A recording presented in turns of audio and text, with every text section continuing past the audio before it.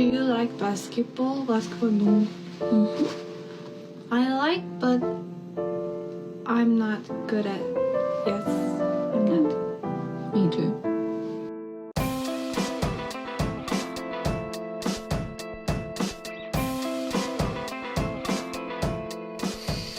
Hello, everybody. Welcome back to the State of the League podcast, the only NBA podcast that's recorded, if you play it backwards, scary message for 2 hours. And so, guys, play this one backwards. Let me know what you people hear. The devil's here. He's in your bathtub. It's me, the vampire from Sinners, Ireland. I don't know how to say that backwards, but yeah. Pretty much. I'm your host, Jack, a.k.a. joestar. With me, as always, the world-famous Pablo Escobar. Pablo, how are you doing today? It is what it is, everybody. It is what it is. Remember that meme? Yeah. Yeah. Big meme. 21. 21. It is what it is. That was a good one. All right. We used to have it all. What is what it is? What? You said it is what it is. Well, what is it, you know? Well, it is. It's like a philosophical prompt.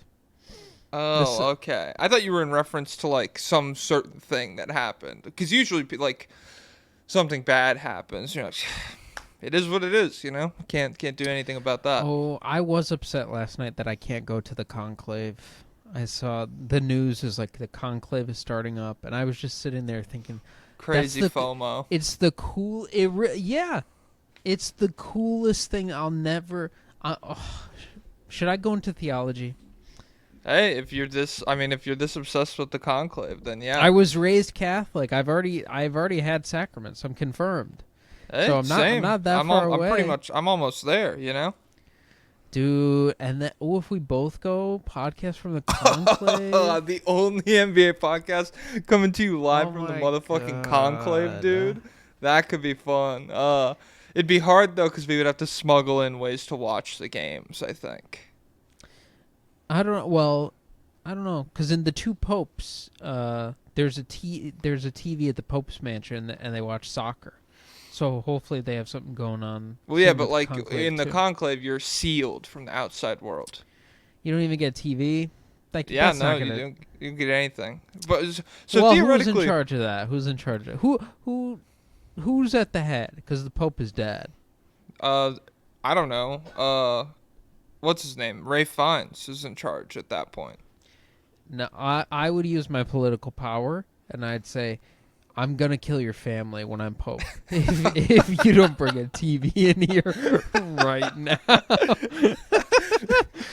What do you want to be known as when you're Pope? What do you want your Pope name to be? I'm thinking Pope Kill Murderer guy. I'm Pope Satan. I'm Pope Lucifer. I'm Pope Poison probably. I think that could be cool. I'm Pope Snake. That's me. I'm Pope Apple of Knowledge. Pope Snake Venom with no antidote. That's me. I'm gonna kill your fucking family unless you let me get the NBA playoffs in here. That could be cool. Well, I was gonna say it doesn't have to happen in the summer, right? It just happens whenever the Pope dies. So like, yeah, big content for us could be. Go into theology, both become cardinals with serious candidacy to become the Pope, be really involved with the conclave. Then poison the Pope during the slowest part of the NBA season, like right around All-Star weekend or whatever. Poison the Pope. Then we just take over the news cycle. We're like, no one's even watching that shit anyways. Lock in with us for, 3 weeks or however long it takes to figure that shit out.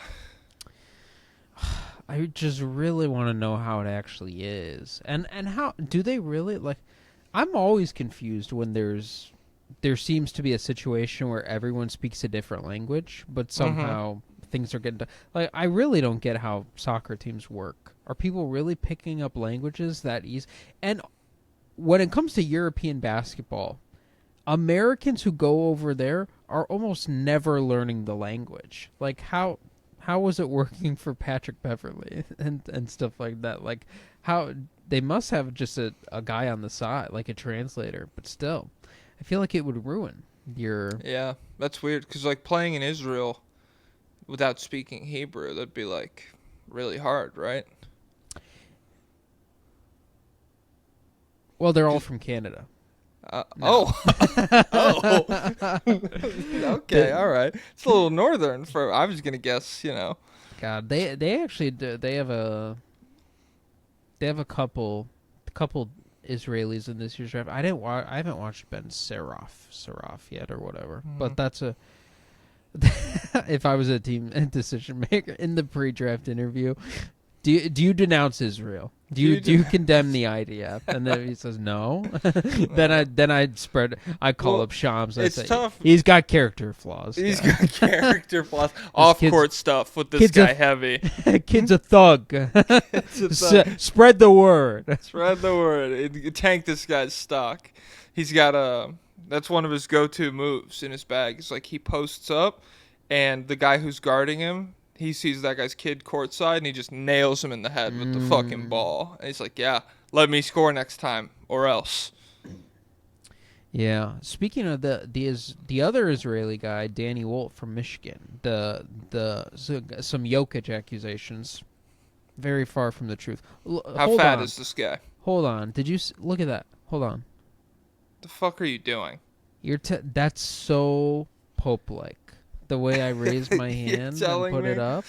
That's really good. You know that picture where it's like silence, a real blank is talking. Have you ever seen that? Who's the person?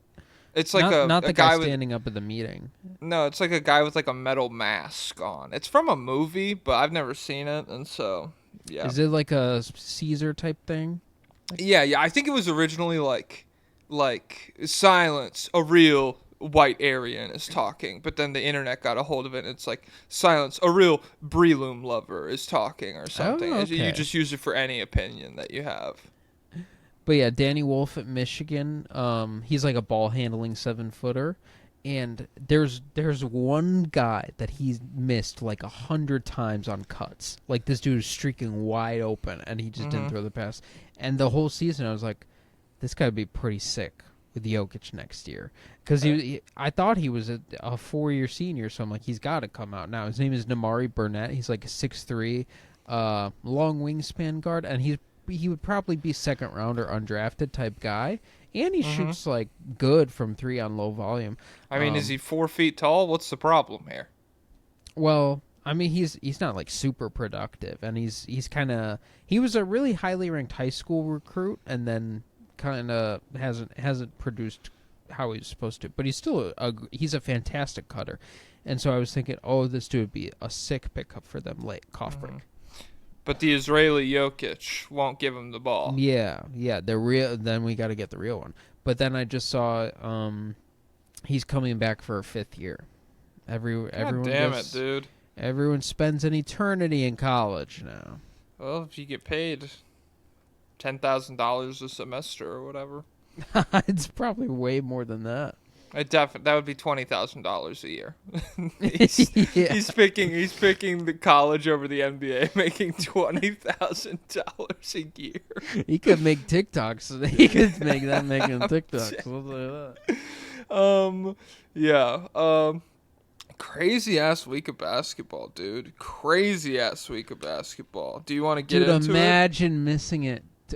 At the conclave, though, it goes both ways. It does. They have literally no idea about what Halliburton's been up to, man. Oh, my God. Well, they're feeling that, because that's the devil. That's why he's got two. He's got 2 voices for a reason, guys. Who do you think the other one is? He hit that shot, and they were like in the voting thing, the Sistine Chapel. They're voting, and everyone just looked up at the same time, and they were like, "What was that? Did you feel that?" Oh my God. Is that where the voting is? Yeah, I think so, because the production of Conclave made a whole like reproduction of the Sistine Chapel. Oh, and that's in the Vatican City? Okay. Yeah.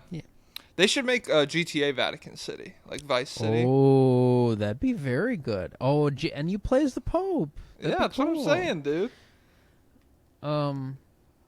But yeah, in Conclave there was that explosion in the ceiling or whatever. That's probably what happened. That's what happened when Halliburton hit the shot. A Yeah, bomb went off at the some kind of conclave. rumbling. What was the explanation for that in the movie? Was it a terrorist attack? Yeah, I think it was like people from outside, like vague terrorist. They don't like Christians or whatever type shit. I don't know though. I can't remember exactly. But we're Catholics. Okay, well they don't like Catholics either. Someone explain this in the comments. I'm gonna keep it a buck, guys. I'll never remember. I'm an idiot. All Catholics are Christians. The difference Not between... all Christians are Catholics, but beyond that, what's the difference? Well, the difference is Catholics have class. No. Oh, okay. All right. That's how I always hear it. Well, it's also crazy to me how, like, I feel like a true lost generation or lost art with our generation is, like, if you go watch media from, like, the 90s or whatever, to make an edgy joke, they would always be like, fucking Catholics or whatever. That was, like, a very safe demographic to, like just shit all over. I guess it's like us with Italians, maybe, but I don't know. Like, there's Mormon jokes on TV. Mormons, I mean, that I don't know. That's like, they live a little there's more Scientology extreme. Jokes on TV, you know. Oh yeah, they live Which a little Mormonism? more There's extreme day-to-day lifestyles. But the Catholics, they're it is now ubiquitous that there's a lot of diddling going on. Well, I mean, allegedly. Well, what are you?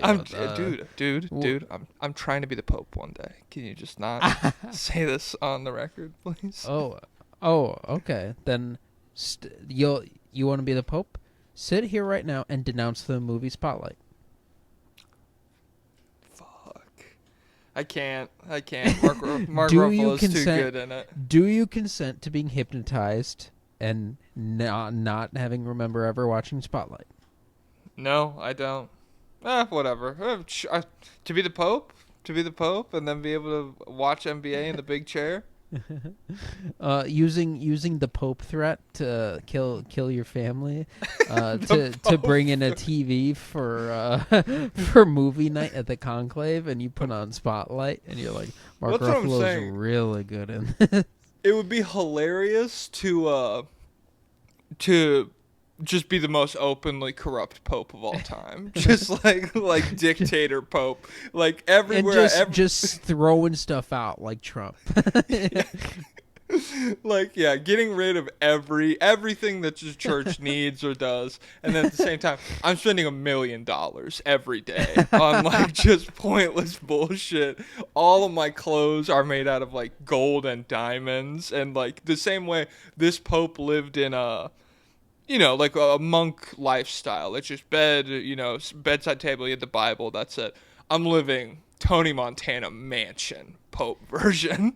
I wonder how it works. Like, how does he, if he wanted stuff, like, does he have a bank account? Or He is really entitled. He didn't use it. He donated it. But I think you can get like there's a salary set aside of like $250,000 a year for the Pope. Okay, more than the president. And he didn't take it. He's a man of the people. He's a man of the people. But just like getting on TV as the Pope after you win and being like, heaven's not real. Well, before I win, I call all my shareholders short the church. And then I get on TV. I say, heaven's not real. All the priests are crazy.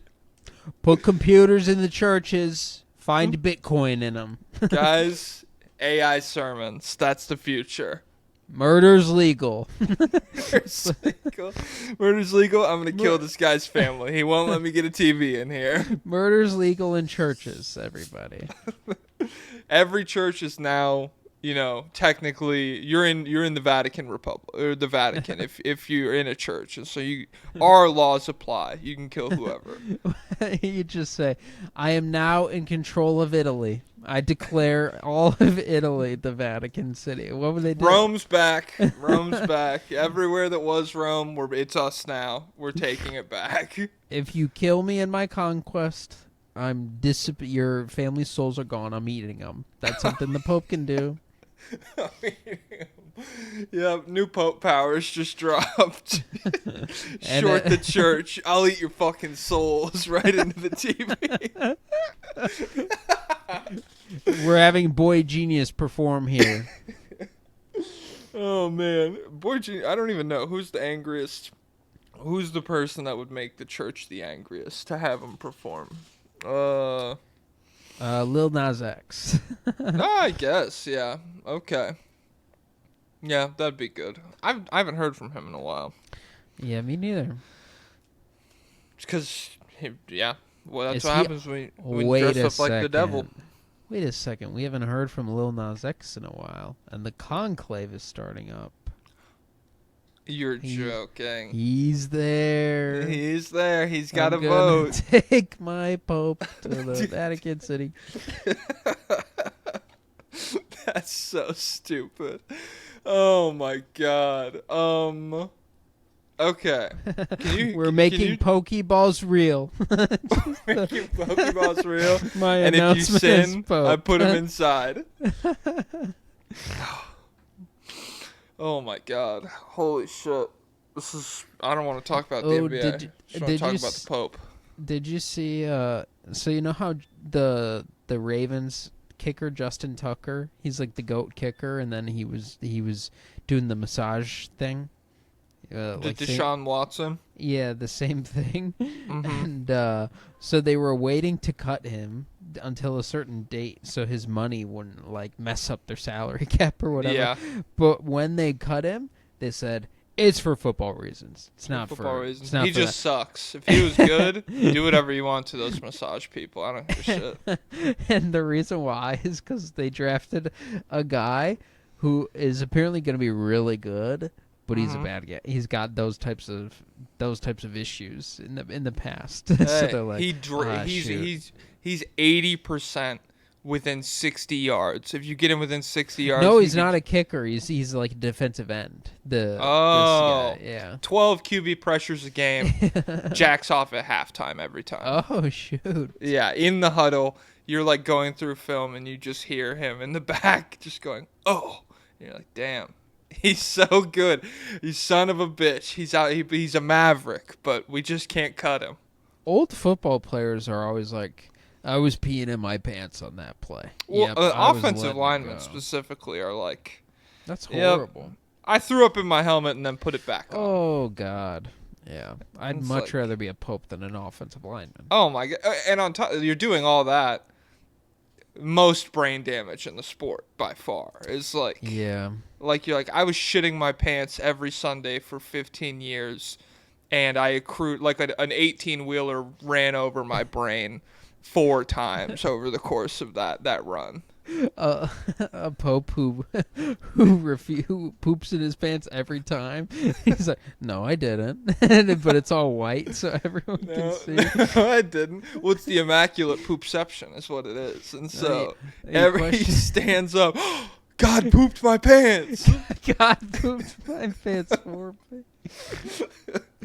And by like the first time it's a miracle, but by like the 8th time he stands up and everyone's like, oh, okay, whoa, he did it again. And I would carry a cross sword all the time. Well, someone had a good comment because we were talking about the Battle Royale conclave where like all sorts of different archetypes of popes would show up. And someone said barbarian, and they use like a giant cross as like a club, and they like hit people with it. That could be cool. I'm into it. Yeah. What are we at? 18 minutes? You want to get into it, or you want to hit 20? I don't care. Yeah, because this is a 130er. So Yeah, and we got a lot to get into. That's what I'm saying. We have 4 really crazy things to talk about. Let me timestamp this bitch. Yoink. All right, 18 minutes. Where do you want to go first? I don't know. Surprise me. Let's rip Warriors Wolves off first. I feel like this is the least it's still interesting, but we just have like 3 classics besides that. So, let's rip Warriors Wolves off first. Oh, and this is also the one I watched the least of. So, what do you got? By the way, I think it's the first time ever in NBA history that all road teams have won the Yeah, game in one. the second round. Yeah. Yeah. It's crazy that Warriors-Wolves is the 6-7 matchup. Which also, that's the same way the Spurs cost the Nuggets the 1 seed last year. That Harrison Barnes game-winning three-pointer, the Black Falcon, that decided who had home court advantage in this series. Well, it ended up. I mean, obviously the Warriors had to do a little bit, but yeah. So this was one of the worst offensive games ever played by the Timberwolves, at least in the first half, and they're on some historic three-point shooting drought stuff. I think they're 12 of 76 over the last 2 games, which Ant had like that funny reaction to, and he was just like, he soy jacked at it. And Steph Curry hurts his hamstring. He only played 13 minutes in this game. I don't know. It's a very mysterious. I think it is a. Wait, is it quad or hamstring? He left the game with a hamstring injury. That's all I know. I'm going to look at Sham's stuff right now. I watched the injury doctor guy on YouTube, and he was like, I don't know, this might be a bad sign. He's like, I'll kill your fucking family if you don't let me get a TV in the Vatican. Oh, shit. We got Shams 30 minutes ago. Grade 1 left hamstring strain will be ruled out for game 2.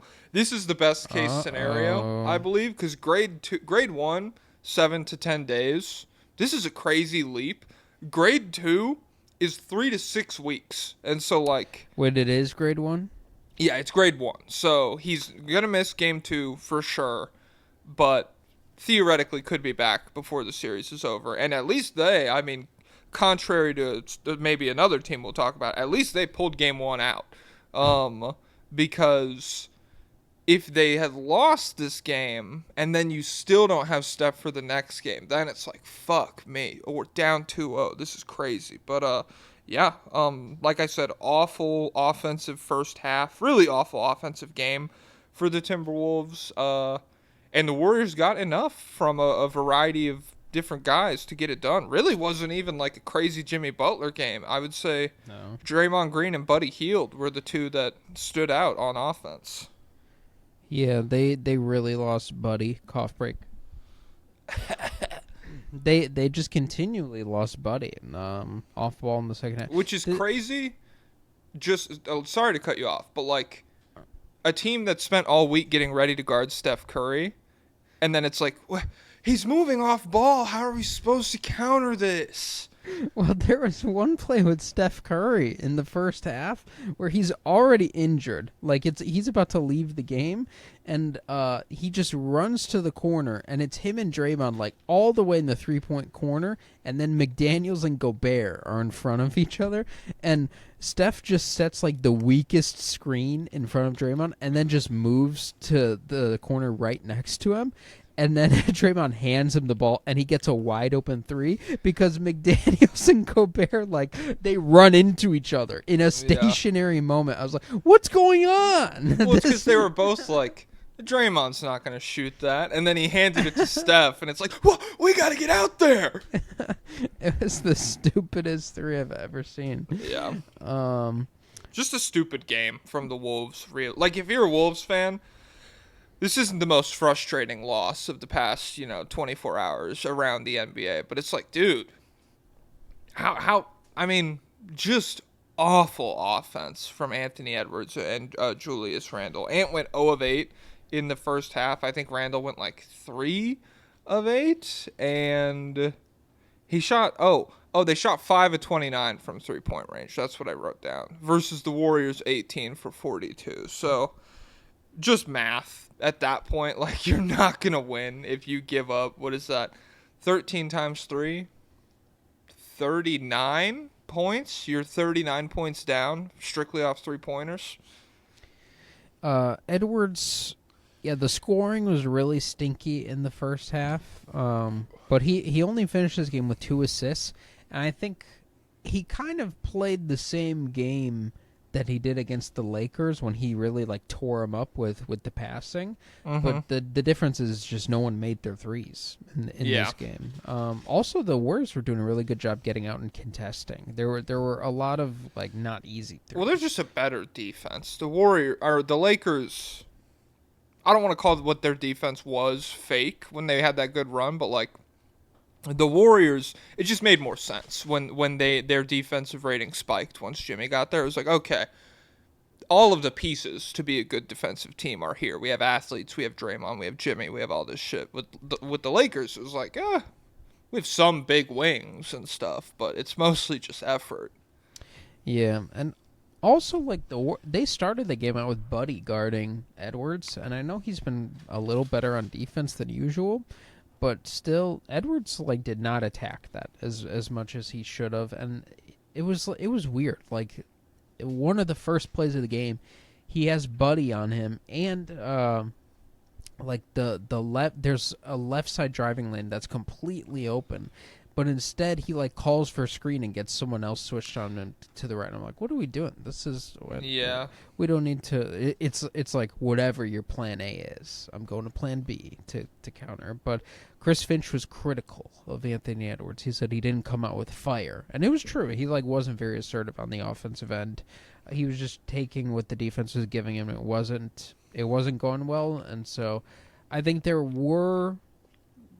Like if he really turned up the throttle, he still could have scored better than he was, because in the second half, like he did. He did, and it was like with Gary Payton on him, and that guy's better than Buddy on defending. What on did the he ball. finish with? 22 points on I think 9 of 22 from the field. Yeah, 23 on 22 shots. Okay, what's 22 minus 8? Let me do some math here. 14. 22 minus 8. So that's 9 of 14. He went 0 of 8 in the first half. I just beat the calculator. He's using a calc.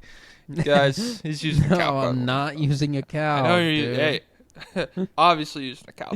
I haven't seen that short guy for in calculator. a long time. Yeah, but so like in the second half, Anthony Edwards, and we should say a lot of this was jump shoot. He did not make a jump shot until 2:53 left in the fourth quarter. That was the first jumper he made.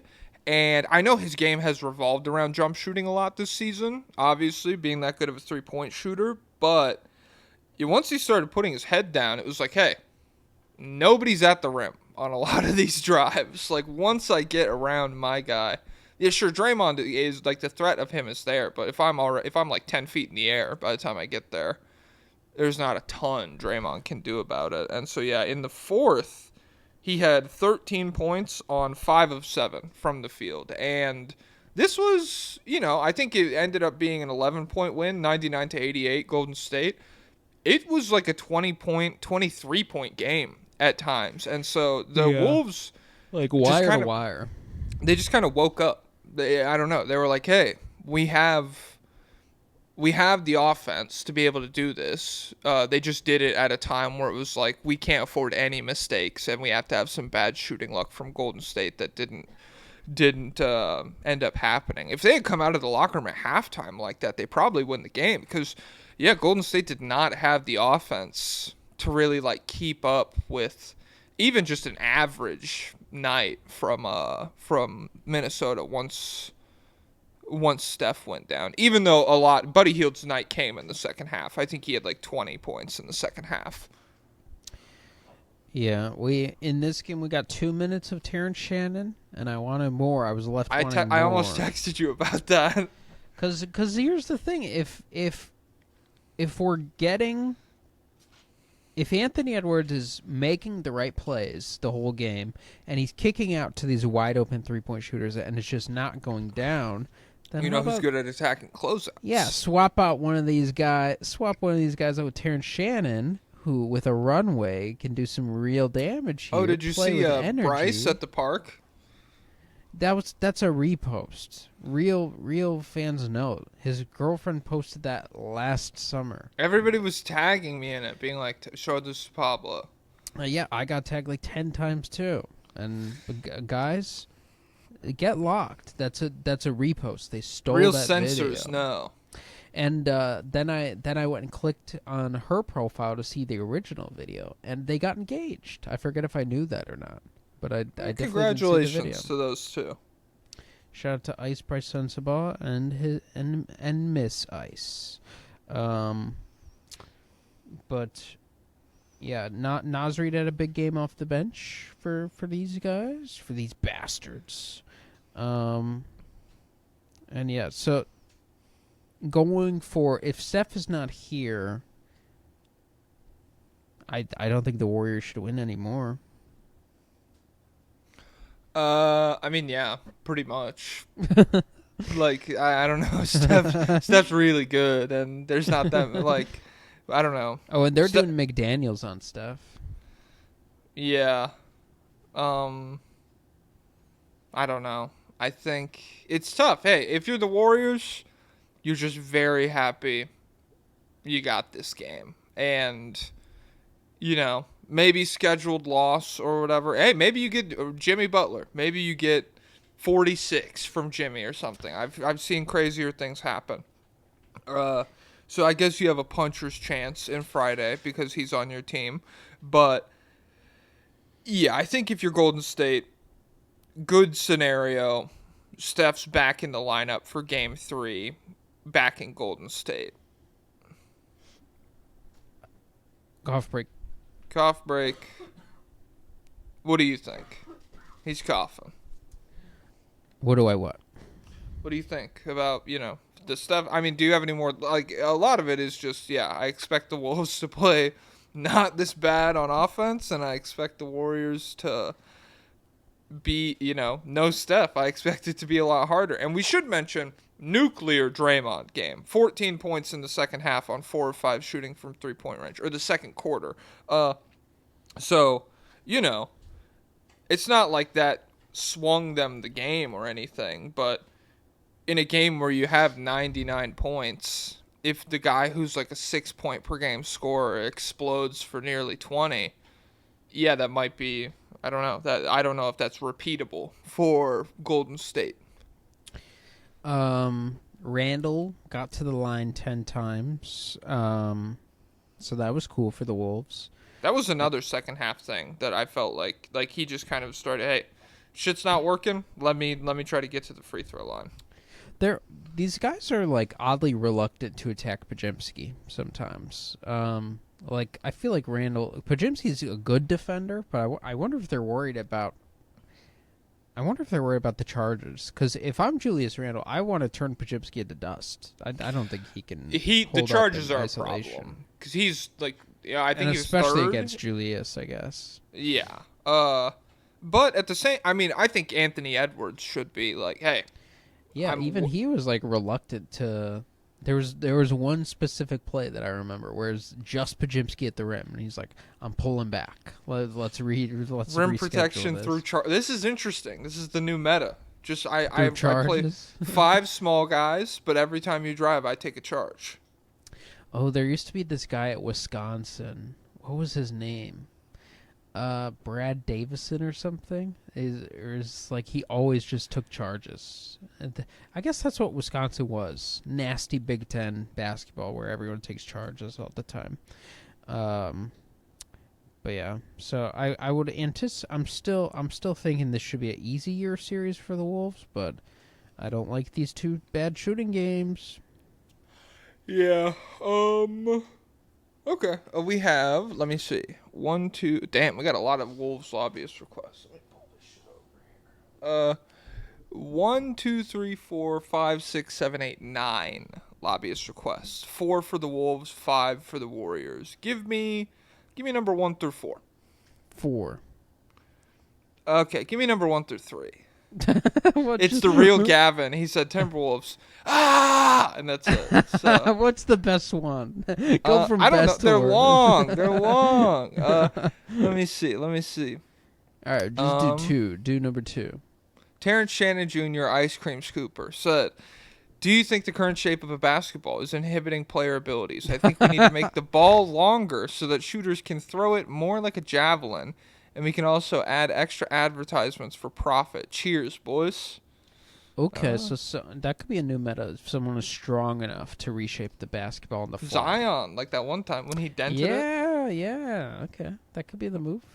Okay. Give me number 1 through 5. 1. The San Francisco said, Oh. After being scorned a second time, I'm beginning to think that as an Irish citizen, I'm being oppressed. Gotta catch up. You are. Come on. Well, it depends where you are, I guess. If you're in San Francisco, probably less than people actually in Ireland. But I humbly request that my question about Jonathan Kuminga, a.k.a. the Krusty Cum Bucket, I want to know if you think he is a worse draft pick than James Wiseman. Despite Wiseman being a bigger bust, Kuminga has hurt the organization far more. He's unplayable. We held for too long, and now he's going to be clogging the paint with Patrick Williams next year for nothing. I want Mike Dunleavy to be put in shackles and have tomatoes thrown at him for 2 hours. Thanks in advance, Jackoff and Pablo. No, because people got to remember Wiseman was like, it was like so bad at one point that the Warriors were the worst team in the league with him on the court and like a good team. Like one of the like a top. This is street level versus multiversal type Yeah. shit. Like you're upset with the impact Kuminga, like leveling off or whatever his progress has had with the Warriors, but he can only do that because he was better than Wiseman. Like Wiseman, to have the second pick and miss this hard, it's like the Warriors are they're a totally different team right now. If that's like a good second pick, like they're not even in position to, take a big swing and desperately trade for Jimmy Butler. Like imagine they got Chet or something. Like, I don't know. It's just, for me, it's Kuminga or it's Wiseman. That's one of the most frustrating picks of the last 15 years, probably. And it was very predictable that he would not be good. You guys, go check out Jackson Frank's article from back in the day about how James Wiseman was not even very good in high school. And then he just didn't play in college. He played 5 games before getting injured against non-conference opponents. So it was very bizarre. And I just saw the video. I saw a video last night about Anthony Edwards talking about the workout process where they put him through the workout and he got tired, and then they were like, Steph doesn't get tired, Clay doesn't get tired, motherfucker, KD I'm doesn't not get Steph. tired. And Anthony Edwards looks back at it positively. He's and they told him, if we had the number 1 pick, we wouldn't take you. You don't work hard enough. And he looks back at that positively, and he's like, I stepped up my work ethic from there. Everything was different after there. So maybe, theoretically, maybe he's not the Anthony Edwards we know today without that adversity. But it's just ridiculous because what workout were they putting James Wiseman in? They just became enamored with the young man because he spoke Chinese at the team dinner. Not a joke, real thing. And, they would be so much better if they took someone NBA it's the stupidest thing. I'll forever hate Bob Myers for you already had Steph, Clay, and Draymond. We don't need to shoot for the stars anymore. We just need bodies who could play in the playoffs and just take guys with skill sets that'll translate. You mind if prospects speak a little Chinese? Yeah. And then Kuminga, he was pick 7 or something, right? So it's just not as bad as number 2. But don't worry, Kuminga will get his chance to shine on the Chicago Bulls next year for $33 million. Every team gets 2 max guys, right? 2 or 3. So we're gonna have Gideon Kuminga and Kobe White. Scrotus says, Warriors woke mob here. Just #noticing the recurrent negativity about the Warriors from Jack on the podcast and on the timeline. Any comments on why that is? I really don't feel like I'm that negative. Whatever, maybe I am. Okay, don't lash out. Okay. You're acting really emotional right now. I do hate Draymond. So that's stuff. Well, okay, on the timeline, yes, it's because there was a crazy sequence from Draymond in a couple of these fucking Rockets games where he like shoots somebody, gets a technical, then stabs somebody, and the officials get together and they're like, "Well, that's a flagrant." So he's in the game still because he can't. If it's a technical again, then he's gone. So that one's just different. Yeah, it was just like I don't know, consistent level of that stuff. I hate that stuff from Draymond. I respect, he's good at basketball or whatever, but specifically that aspect of how the officials allow him to act in a way that is a big advantage for Golden State that nobody else in the league would be allowed to do because they would be thrown out of the game. Yeah, I fucking hate that. And so it does taint my view of the Warriors, even though I like Steph and I like Jimmy and everything. So yeah, beyond that, as far as like their actual basketball stuff, I don't feel like I'm that harsh on them. How's that make you feel? Next question. Let me do LeStrong Lover. This one seems like a medium length. All right. Voila, boys and girls. I think you guys are understating the Warriors' chances in this series. Steph Curry's down with a hamstring injury, but nevertheless, the Warriors will prevail by proving that idiot at Turd Sesh in Logan Camden stupidly. Hold on. But nevertheless, the Warriors will prevail, proving that idiot at Turd Sesh in Logan Camden stupidly suggested he was in my GOAT Steph Curry's tier. Logan said he was as good as Steph Curry? Is that what this means? Well, he might be. Did you see that video where he knew every single team's latest drafted quarterback? Yeah, I could do that.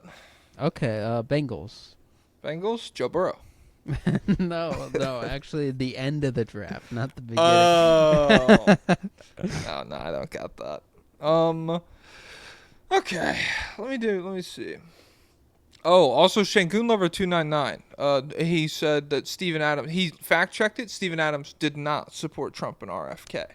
Woo! I'm happy about that. I like Steven Adams, so yeah. All right. Get that boring shit out of my face. 3 incredible games to talk about now. Really can't go wrong. Your choice. What do you want to talk about?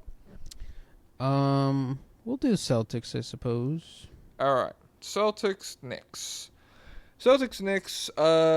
Big Celtics choke. And great Knicks win. So Knicks were up, 20-ish points? They were up 20 at one point.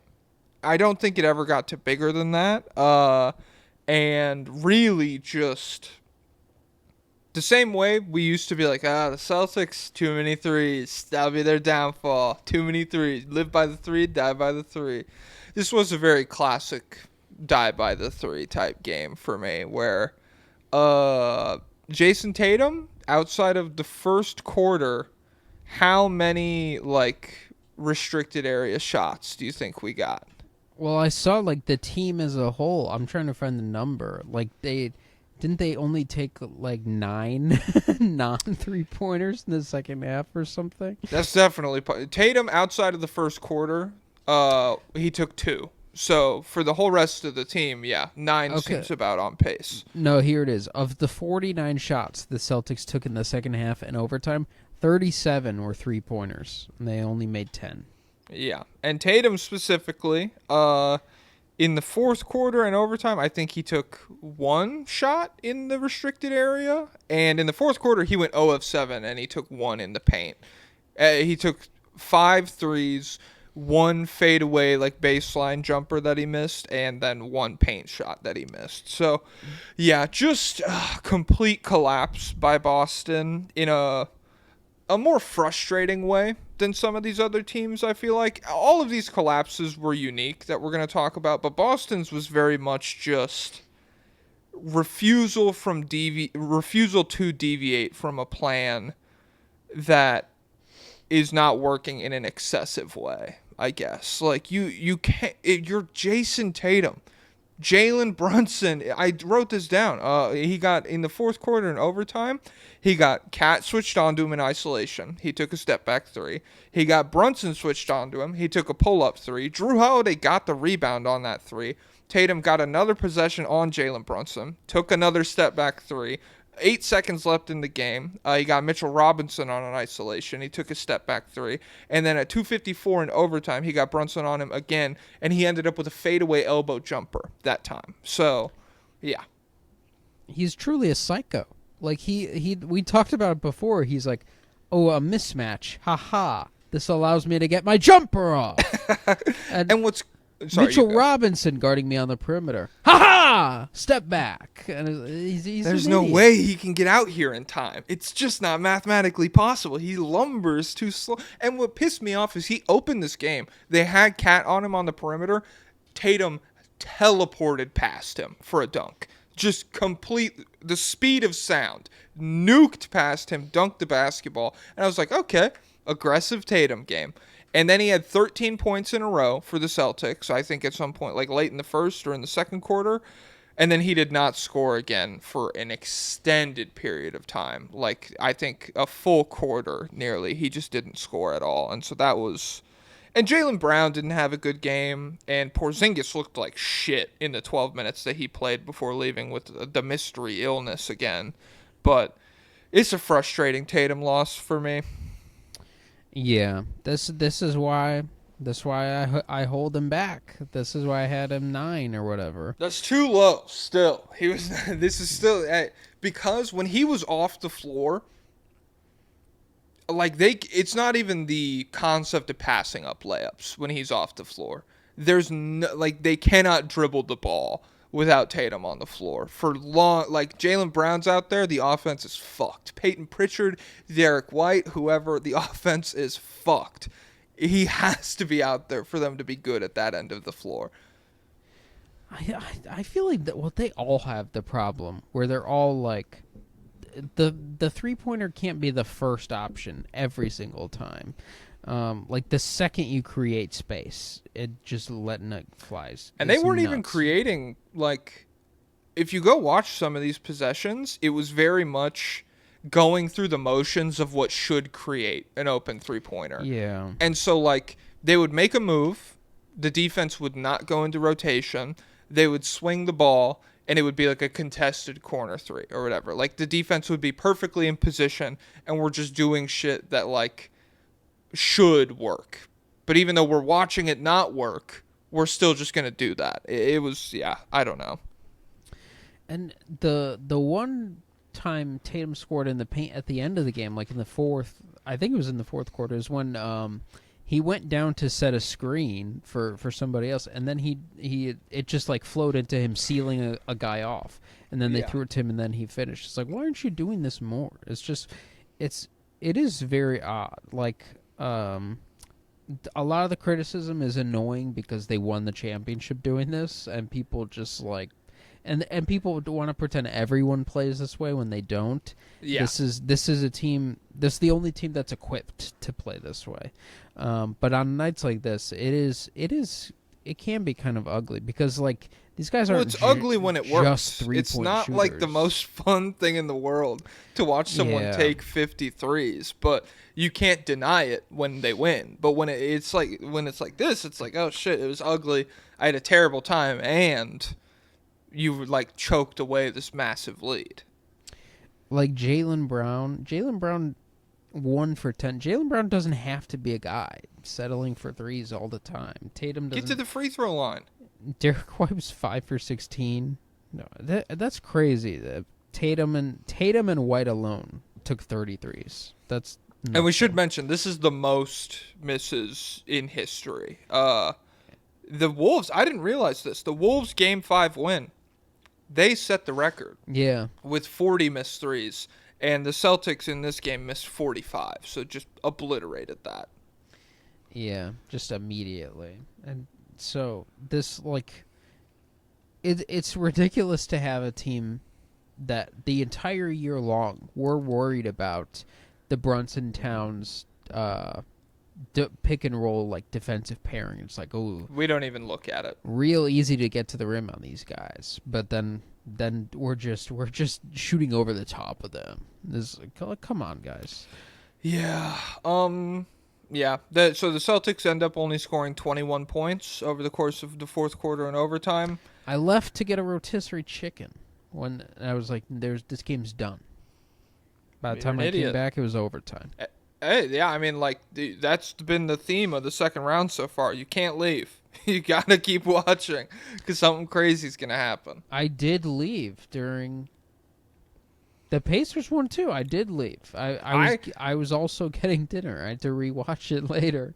I had to rewatch 3 games. I rewatched every single game last night, but these two I had to. I was like, Yeah. all right, fine. How did this Just happen? come into it without being able to talk about the most important part. I liked it when the they were doing really good. The Celtics offense was firing on all cylinders when I left. Yeah, it was. They were dominating. Yeah. The what's it called? The Porzingis, like, what could it possibly be? What illness does he have that they won't specify what it is? That's apparently taking him out in the middle of games. Like, So it's not contagious. it's not contagious. So what my mind goes to that would be bad to announce, I guess, is a STI, and are those contagious when you get them, unless or it's no? like blood, because Magic Johnson played with HIV. But how's like gonorrhea work or like something? I don't know. I don't know. But does that anything take about you these. out of games? What's I like don't the know. side effect there? I don't know. Yeah, I mean that's definitely possible. Regardless, just on court stuff, awful in this game. And was not good in the Magic series either. Like, I don't know. I've never been a huge Porzingis guy. But like, yeah. Awful hands in this game, just in terms of like every time they tried to get him a touch in traffic, completely fumbled the ball. Awful touch, awful jump shooting. I didn't really think he provided. Horford and Cornette better options. Like the team straight up looks better with them on the floor. So yeah, I mean I don't know. It's cool that we know they can be really good without him, because I don't. Like, if he plays a big role in them making a deep run at this point, it would surprise me. Yeah. You want to talk? Hey, from the Knicks' perspective, though, I feel like we're just being Celtics doomers. Incredible win for the Knicks. For a Knicks team that got stomped by the Celtics every time they played them in the regular season, that you and I both were like, if this went to 6 games, it would be a fucking miracle, it feels like. Incredible win. Especially when you think about Towns picking up 3 fouls, missing a lot of the second quarter, picking up his 4th, missing a lot of the third quarter, and they still find a way to win. Yeah. OG was great in this game on both ends. Brunson was great, obviously. He's the only guy who's able to dust Al Horford on a switch. Luka can't do it. Can't do it. Bridges had the huge play at the end. He had like 4. I swear he was like... I think they got into overtime, and it was like he got a block, he got a steal that led to the OG legs up in the air dunk. He hit the corner 3, and then he got the steal that ended overtime on Jaylen Brown. Yeah, and he played 51 minutes. Holy fuck! And I guess they at least got Mitchell Robinson and Deuce McBride minutes off the bench. 20. I thought McBride was good in this game. Yeah, 3 for 6 from 3. We got a tiny bit of a Chua and Cameron Payne, but still, this is At team. gunpoint, like. And I guess the Celtics have no depth either right now. If Porzingis is going to be out, and Sam Hauser got injured in this game now too. Oh yeah. Yeah, now we're on even footing. Yeah. I really liked the Macau game. Brunson had that stretch, and I mean, it was weird. Brunson, because it was looking like classic Brunson fourth quarter. He hit I think 3 consecutive pull-up threes to take them from down like 6 to up 1 or something. I can't remember exactly. Just huge pull-up after huge pull-up. And I think they even took a timeout, and he came out of the timeout still hot and just buried another one. But then he had a great look at the game winner. Like, it's crazy he didn't make that. He had, I think he traveled or something. I didn't write it down, but he had 2 turnovers. He traveled first, or did like an on-ball turnover, and then the second one, he just threw it straight out of bounds between OG and McHale. And so, yeah, I mean, I'm not here to like shit on Brunson or whatever. It was a good game for him. No, so you're hating. It's just weird. Like, anytime you see him have like a human moment, it's just in the contrast of how consistently great he is in those spots. It's like, oh my God, he messed up. And that's how the game winner was too. It's like, oh shit, he missed. Like, that's the biggest gift of all time for the Celtics. And that scared me, because it felt like a must win if I'm the Knicks. You have to win this bad of a shooting night for the Celtics. Yeah. And so that's really what it comes down to. How poorly did they shoot in the Heat series that the Heat won? Were they just bad from 3 that entire series? I don't remember, to be honest. Do you want me to pull it up? Yeah, well, if you could. What year is that? What year is that? Is that 2 years ago now? That's the year the Nugs won the championship. So is okay. that?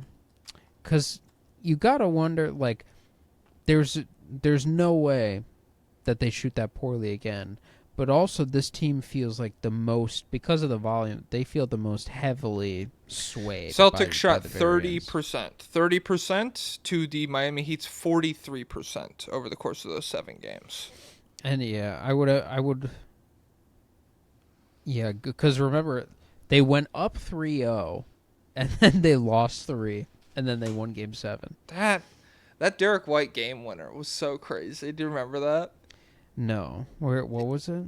It was Marcus Smart shot a classic, like, what the fuck is that final look Marcus Smart shot in Game 6 with the game on the line in Miami, with the season on the line, and it rimmed out, but Derek White got the offensive rebound and just laid it back. It was very Aaron Gordon dunk-esque. Yeah. Like, it barely got out of his hands, and that was why we had Game 7.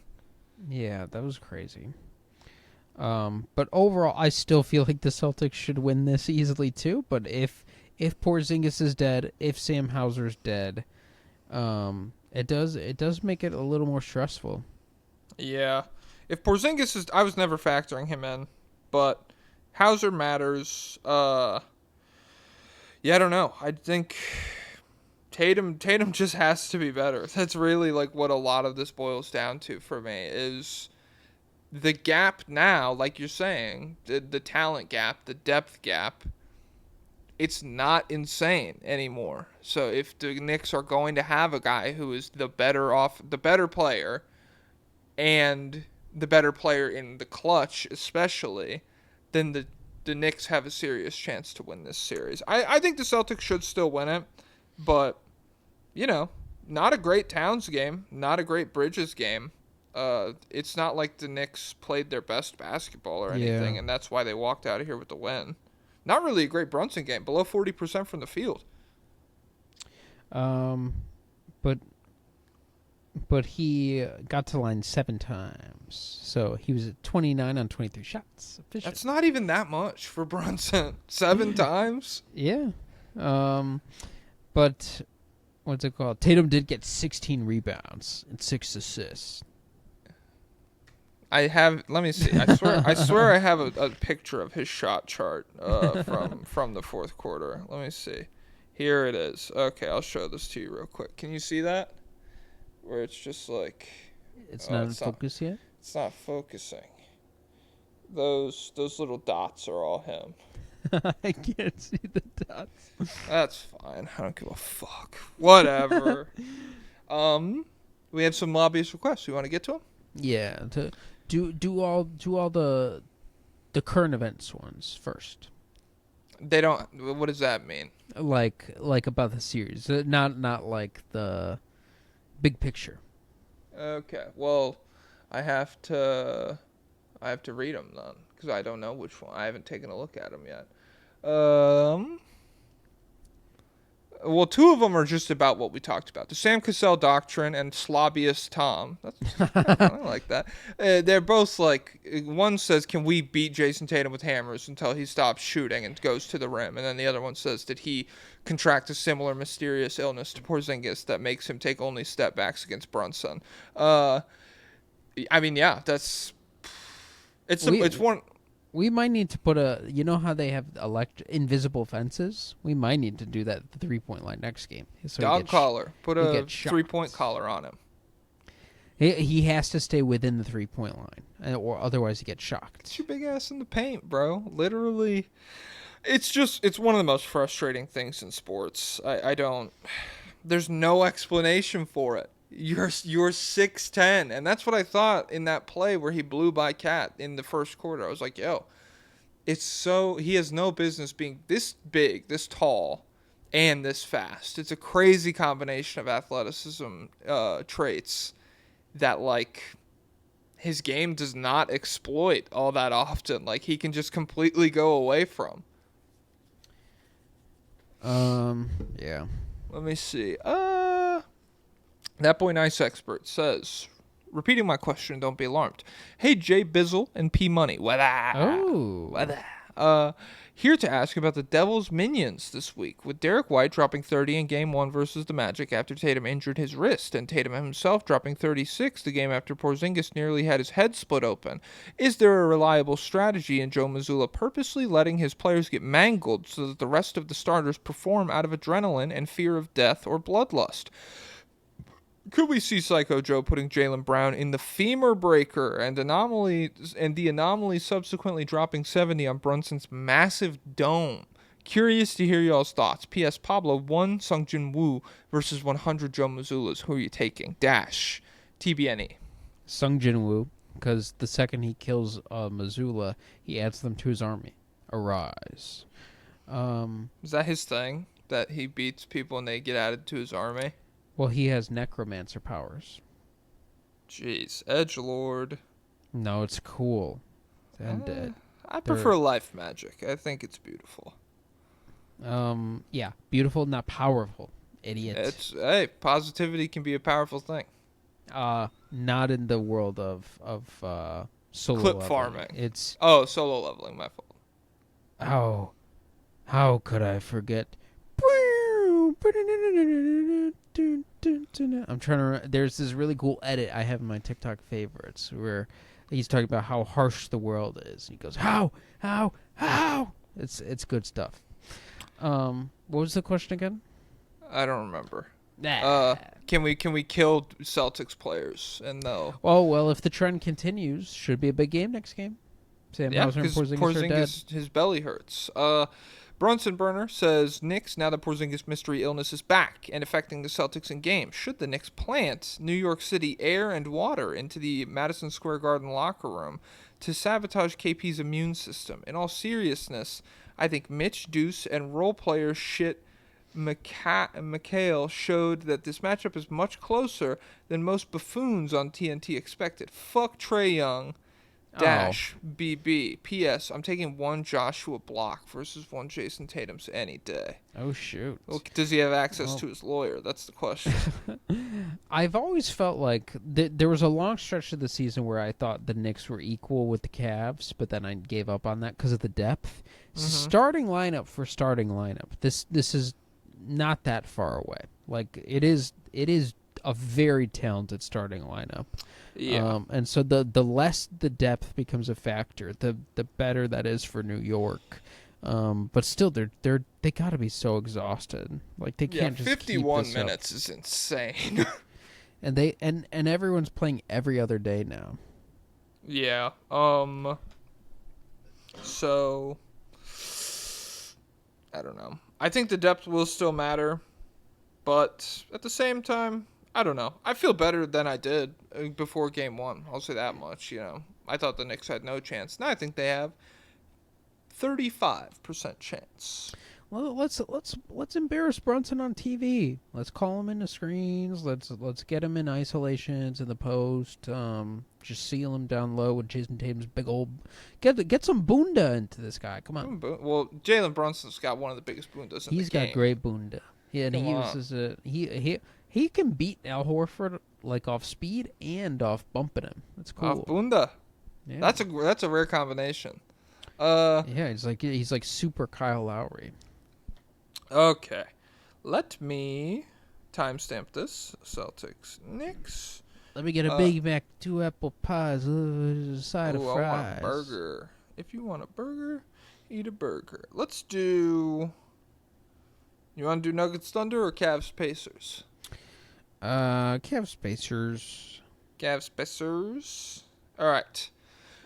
Crazy fucking game. Again, Cavs. Not so. Massive choke. This one, I was at a party and I turned it on my I was checking the score and I was like, oh, classic Cavs, back against the wall. My good players step up type game. Not just Donovan Mitchell, obviously, 48 points, 9 assists. But Max Strus as well. Really good Max Strus game. I think he finished with like 22, 23 points, and they were up.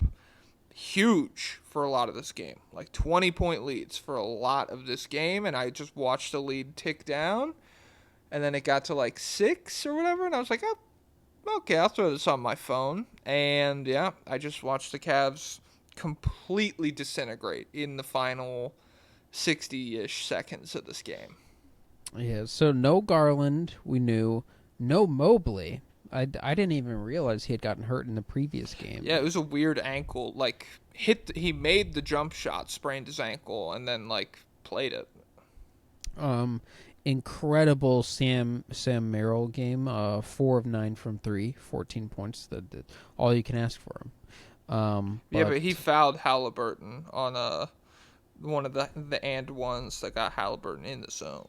Well, it's 1 point, dude, in a whole major comeback. And so if you erase him from the game, the Cavs they lose 14 points. Oh, so, crap. No, it was a yeah. good Sam Merrill game. Yeah. Donovan Mitchell, masterclass, pretty much. 48, 5, and 9. They can't stop the guy, but they're still somehow they still lost, and he went 1 for 7 again. Yeah, no. So he ended up going, I think, 14 of 23 from 2-point range and 17 of 21 at the line. I thought this is a great example of empty the clip game. Yeah. I'm the best player. I need people. My team needs me to step up and have a huge game. I'm not going to let shooting variance affect this. I'm not going to let the fact that my three-pointer's not going down. Constant pressure on the rim. Nobody here can stop me from getting there, even when I don't have the ball, offensive rebounds, cuts, whatever. I'm going to the fucking rim. It didn't even diminish late in the game. Like, it looks like he's still 100% energy in the fourth quarter when he's just eviscerating Nesmith and Nembhard, and nobody can do anything to slow him down. And Nesmith, those are two good defenders. Two good defenders to throw at Mitchell specifically, I feel like, in terms of like strength and athleticism and stuff to counter his. But yeah, it was just genuinely a waste of a masterclass Donovan Mitchell game. Very frustrating loss for the Cavs, obviously. He splits every pick and roll. It's crazy. He, like, thank God he's not 6'7". This is what I'm saying. Pound for pound, best player of all time, Allen Iverson. No. Donovan Mitchell. Donovan Mitchell probably weighs a lot more. What's done? Well, it's the real answer to that is Steph Curry. He weighs 215. That's a big fella. Allen Iverson weighs like 150 pounds. Yeah, no. The real answer is Steve Nash, because I bet Steph's got some mass on him. That's fair. Steve Nash is a good pick. I just feel like his, like, I don't know. I feel like he's still, like, I guess if he was stronger, his isolation score would have been better or whatever. But like, his ability to run the pick and roll, he was always just like totally fine in the middle of the paint. It was weird. But, okay, back to this Cavs shit.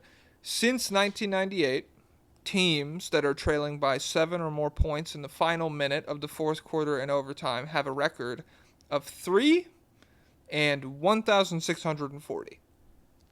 There are two of them?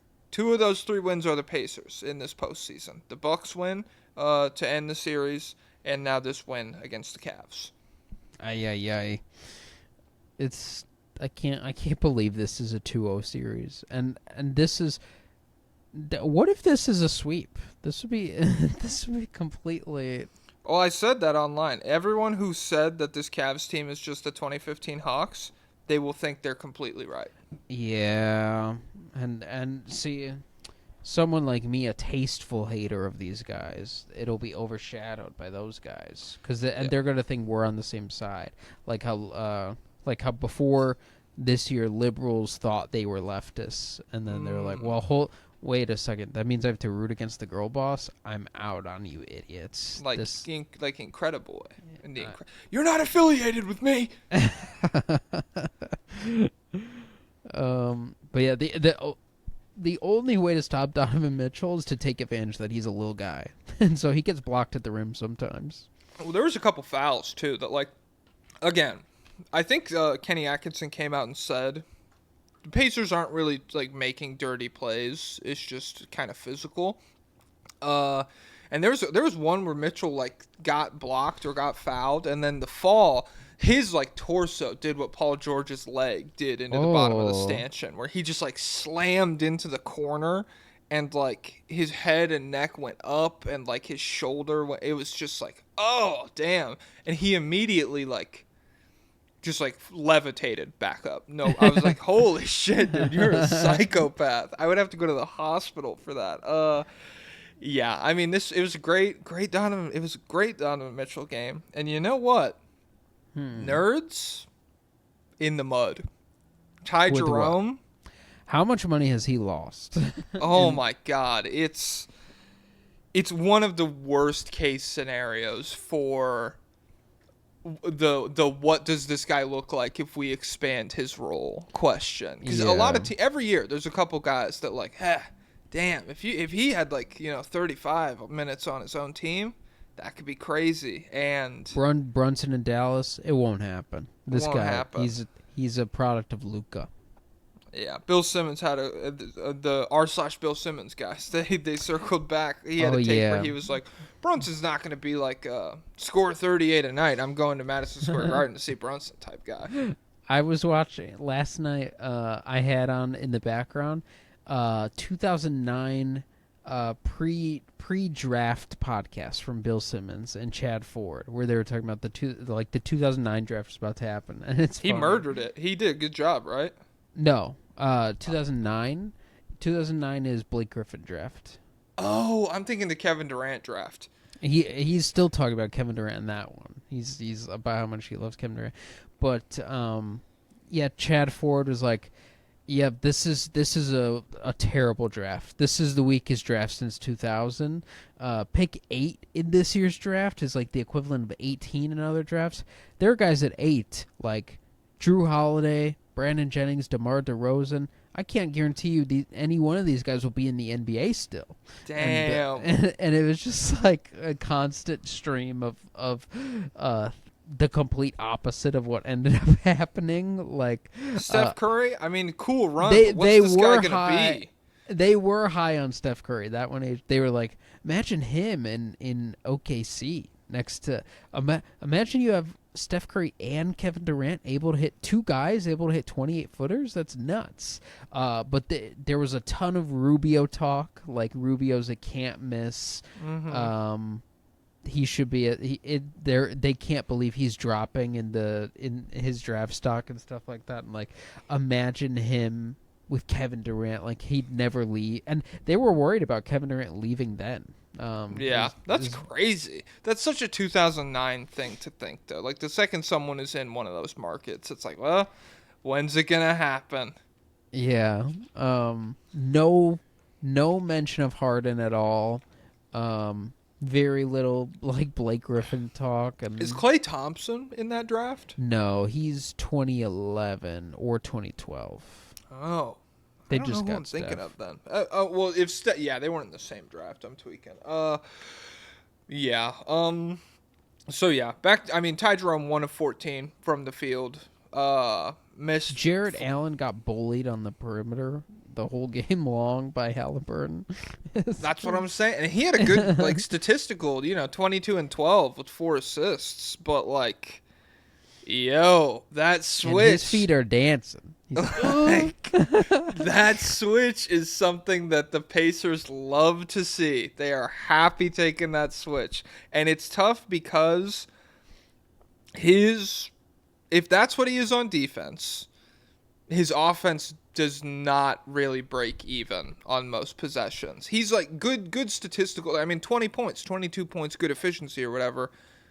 Often his offense needs to be created for him. He can play finish or whatever, but it's not like you're going to give him the ball and something good is going to happen all that often. And without Garland out there, Ty Jerome, it's not the same pick and roll at all. Yeah, it's tough. So yeah, I would say $25 million Mr. Jerome has lost. He may not be the answer to Orlando's prayers, like we previously assumed. We make them better. Halliburton only took 2 threes in this game. So obviously one was the final one, which is crazy. And what's crazy on that play is he had Nemhard open in the corner or open on the side, and that's like the type of pass he definitely would usually make. But he went. Well, he saw Ty Jerome in front of him, and he said, "This is food." He went balls to the wall. He said, "I'm gonna." Cook he did the this big idiot. nuts. Did you see that? Yeah, that was cool. Yeah, the Pacers are just good, and they have some guys off the bench. I really like Benedict Mathurin off the bench. This is like this was a good Mathurin game. Yeah, a guy who can get to the rim off the bench is rare, and he's got like true hooper problems at times. But still, like this is what every team should have a guy like. This is why I want like DeRozan off the bench and stuff like that. And Matt, again, you're correct. True hooper problems in this game. Defensive engagement, very good. Yeah. Hustle, very good. He had a really important putback late in the fourth quarter to get them, closer or whatever. He finished with 19 points. I thought it was a great Mathurin game. Great Aaron Nesmith game. He's, quietly-ish. 16 points, 6 rebounds off the bench in 7 playoff games on 65% true shooting for Aaron Nesmith. In this game, he had 23 points, 4 rebounds, 3 blocks on 83% true shooting. He shot 5 of 8 from 3. Obviously had that huge putback off the missed free throw that was another play that almost killed Donovan Mitchell, but they got the advantage out of that. And then he drew the offensive foul on Mitchell as well. The elbow rip through. I don't know. He just got hit. It's funny to be like he did it. He got. Well, he was if he doesn't take a fucking dive there, because it did connect. But yeah, it was a real hit, right? Yeah, no, he was. I'm just saying, like it was to me. There's a certain type of defender that like might not take that dive. Might be like, I'm tough, I'm playing through it or whatever. But yeah, straight up elbow to jaw. It was an offensive foul, but like I'm crediting him with that for sure. I'm not going to say that like it's just a miracle that Donovan Mitchell's elbow. His face was there. He put his face in the spot where it was going to get hit. Well, Donovan Mitchell does have very long arms, so it's a. Well, it's all masterclass. forearm. His shoulder to elbow is average. I feel like he's got real pointy elbows. Well, they're sharp, but they're not long. Is what I'm saying. All of the length is elbow to wrist. That's like a mile long. Shoulder to elbow, it's just regular arms. Well, is sharp not synonymous with long for elbow? And I don't. But To me, sharp is like the dangerousness of the bone, the point of your elbow. It's got nothing to do with how far out it's extending. I'm looking up Donovan Mitchell elbow on Google. Donovan Mitchell Images. elbow length. Guys, join me. Guys, everyone type in Donovan Mitchell elbow length metric Ooh. system. Ooh, he's like double jointed. You see that? They're going backwards. I do see that. He's got bird legs for arms. Ooh, I don't love that. Dude, this is crazy. So, really, his elbows have some give to them, so they're not even that dangerous. Yeah. You're completely out of focus now. Oh. You're just blurry because of the Donovan. He had to show Donovan Mitchell's elbows. I'm fascinated by these.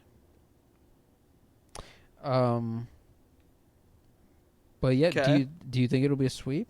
What is it? When is Evan Mobley expected to be back? What's the update with him? I mean, I figure they'll play again at some point. I don't think it'll be a sweep, but obviously Cleveland is behind the 8 balls right now. The 8 balls, my fault. Okay. Riv from Pickle-Side Podcast is crying right now, and I don't know why. My God, you are joking. Scott Foster's reffing Nuggets OKC tonight. Is he bad for Jokic or what? He's just a psycho. He's the extender, so I'm sure. Well, first of all, I mean, okay, let's. I'll hold my Nuggets Thunder thoughts. You want to do some lobbyist requests? Do you have any more thoughts about the game? No, get these lobbyists in here. All right, 1, 2, 3, 4, 5, 6, 7, 8, 9, 10. Give me 1 through 10. 2. Josh Lerman says, is Donovan Mitchell the best downhill scorer in the league? 50-piece against the Pacers, who had no answer for his downhill pressure. It's ridiculous to watch. He's definitely one of them. I wonder, like, if the Nuggets were employing the same defense on him, would he still be doing the same thing to them? Maybe, because he splits the double. He might be the most rapid player in the NBA. He might be the most rapid.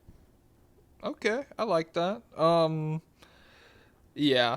And this is what I'm talking about. Like, sometimes, for me, scoring, a lot of it is mentality. Like the mentality to score 45, 50 points as opposed to 30 points on good shots or good efficiency or whatever. Sometimes the mentality to empty the clip.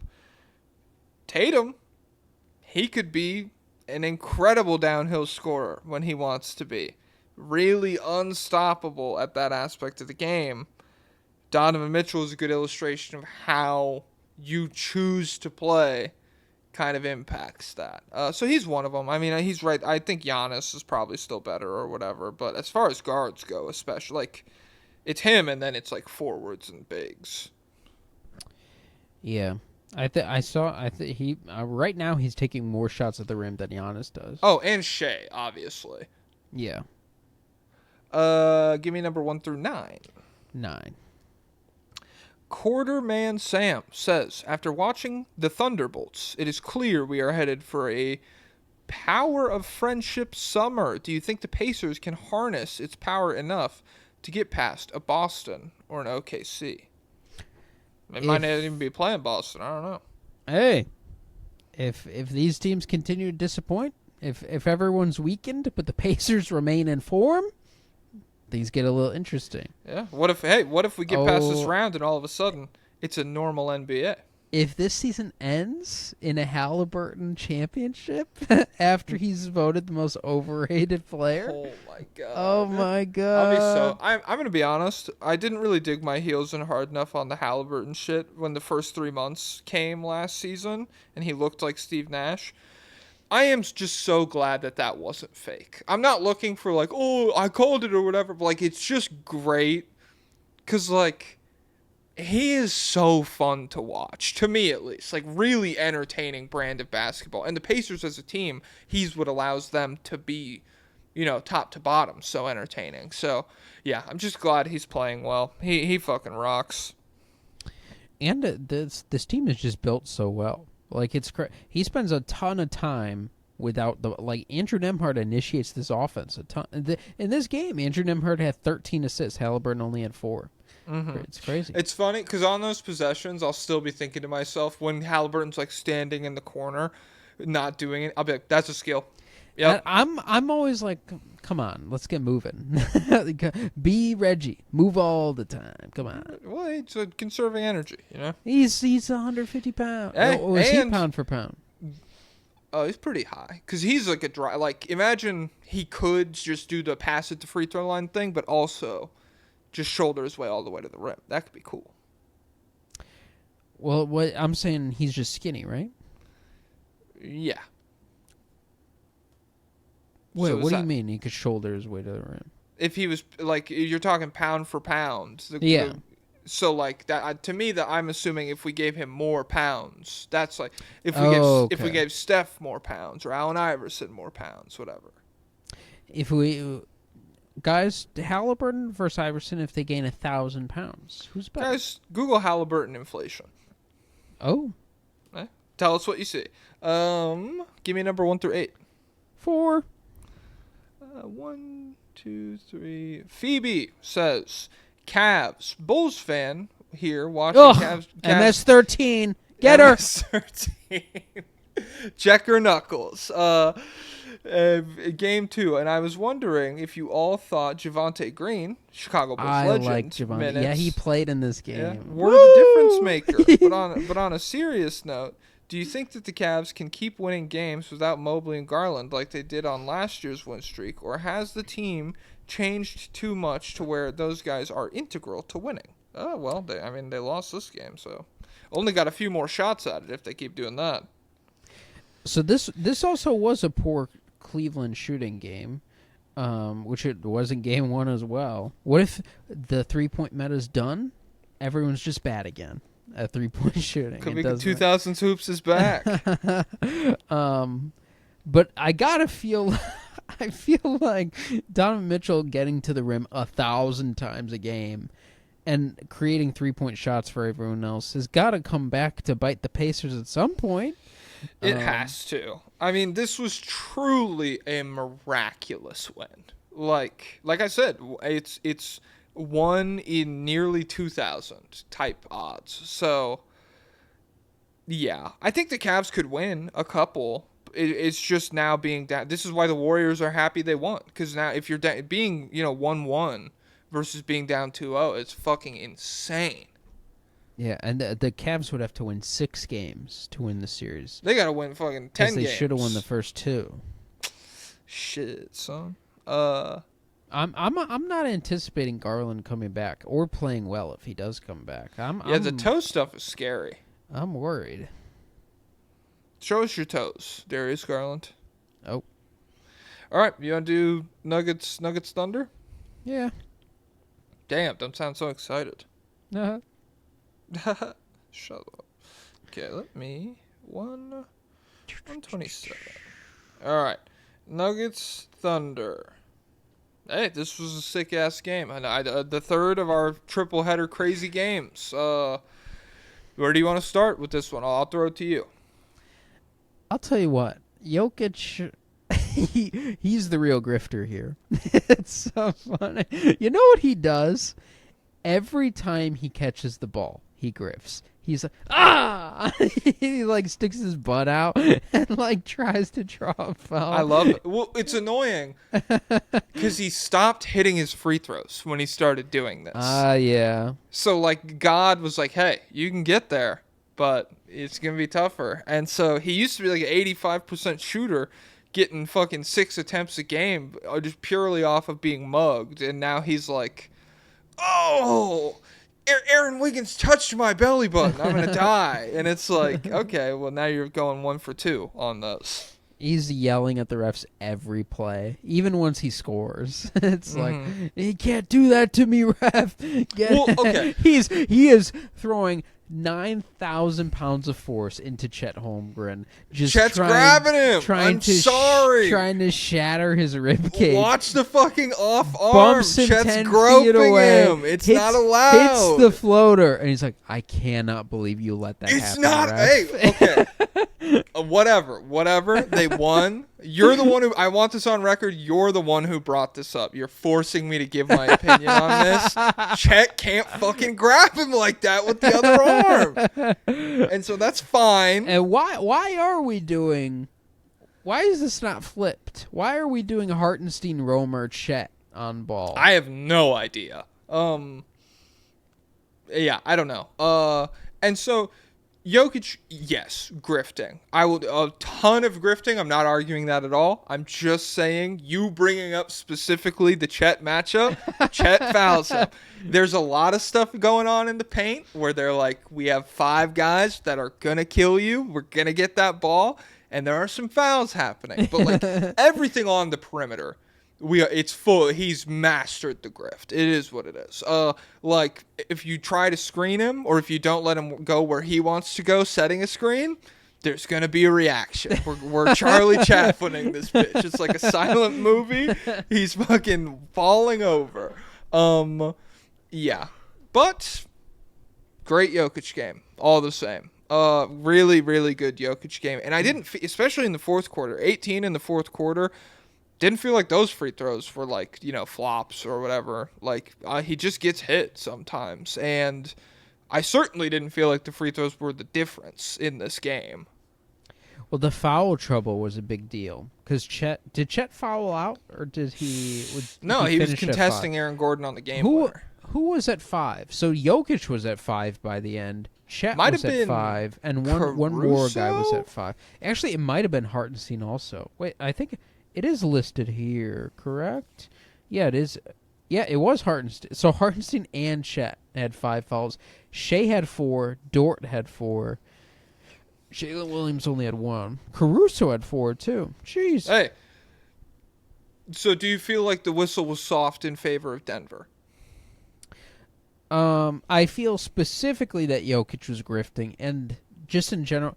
There was so much stoppage in down the stretch of this game that I was like, Jesus. But I'm not saying this win was unfair or anything. Yeah. Well, on the record, I don't care if you do. But hey, hey. 2-point win. But it's just Thunder so left funny 8 points that at the free throw line. It's funny that Shea spent the entire year being blamed, like being made out to be this free throw terrorist, and then in this game, and that was like a lot of people's on Twitter, like that would be why they would want Jokic to be the MVP. It's like Shea grips, Shea's a free flopping throw baby. merchant. Give it to Shea Jokic. didn't flop at all in this game. It was a weird Shea game, honestly. So he finishes. They were loaded up. Yeah. He finishes like really good stat line. What did he 33, 10, and 8. Yeah, 33, 10, and 8 on 26 shots. God damn. I think, let me see. It's loading. And he got to the line 9 times. 7 of 9. 55% true shooting, so not crazy. 2 of 6 from 3, 12 of 24 from the field. But 27 of these points came in the first and the fourth quarter. And in those, he shot 10 of 15 from the field. In the second and third quarters, he had 6 points on 2 of 11 shooting. And 4 of those 6 points came on 1 play. So it's just, yeah. I mean, and watching it back through, I only watched his, like, shots and assists. I didn't watch, like, the whole game for that. So maybe there was some flow stuff I was missing. A lot of it was just, like, he takes really hard shots, and so he makes them, like, the first and fourth quarter, like I'm talking about. He was incredible in that first quarter. He had the cool spin off of Brown, the play I'm talking about, where, like, he caught it at the elbow. Christian Brown tried to steal it, and he just spun away from him and was wide open, and he hit the mid-range. I don't remember this one. It didn't happen. It's true hoopers only remember. It didn't happen. That's okay.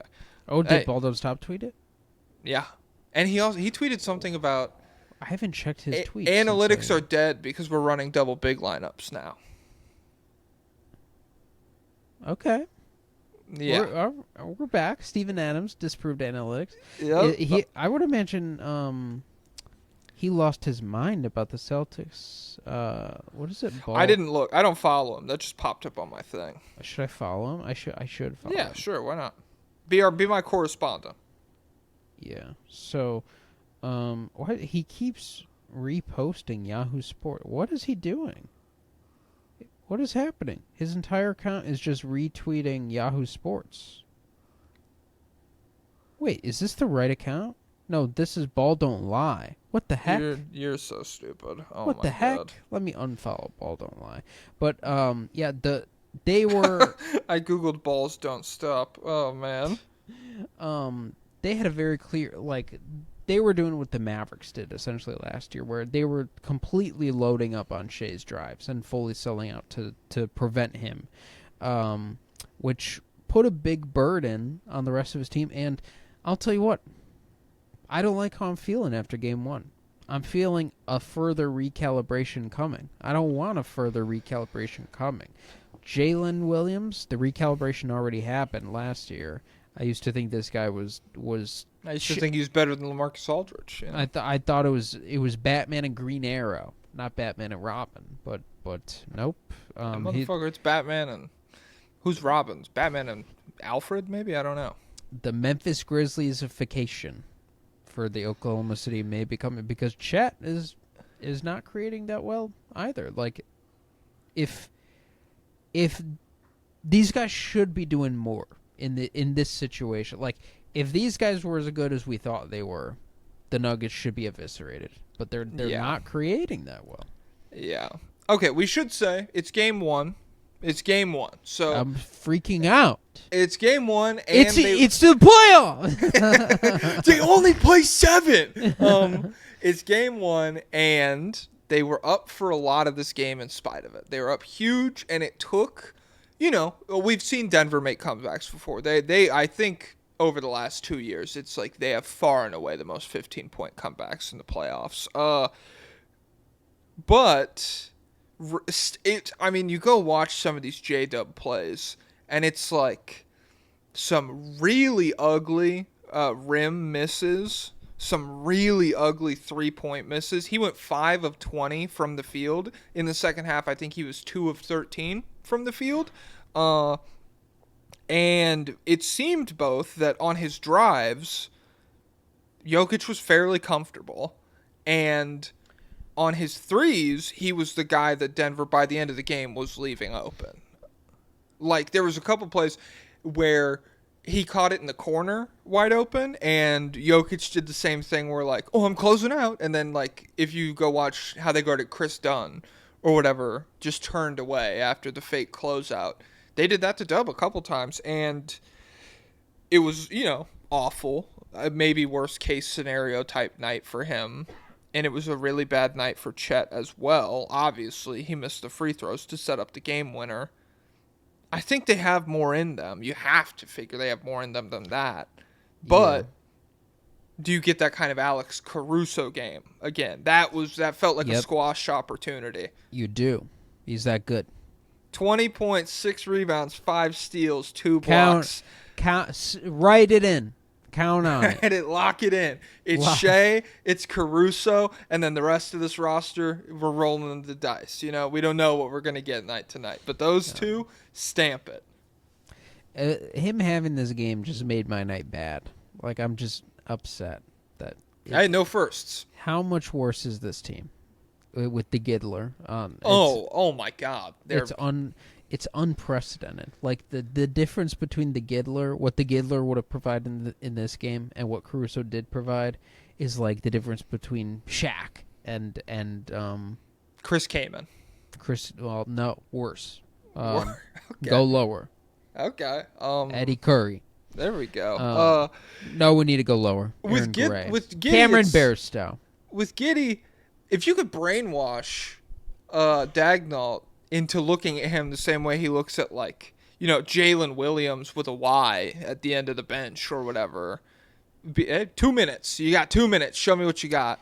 That's one thing. But, like, 15, 20 minutes of Josh Giddey in this game. Completely. Like, Caruso, this is one of the great role player games you'll ever see. Just everywhere. Hitting every timely three-pointer, making it impossible for the Denver Nuggets to move or dribble the basketball anytime he was involved with the play.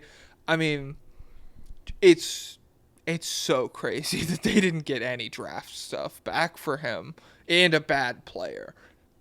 Well, he was injured a lot for the Bulls, so no one wants this guy. No. Okay. MS13 in the Bulls subreddit. It's a hub. Host a Bulls subreddit meetup and arrest them all and throw them in El Salvador.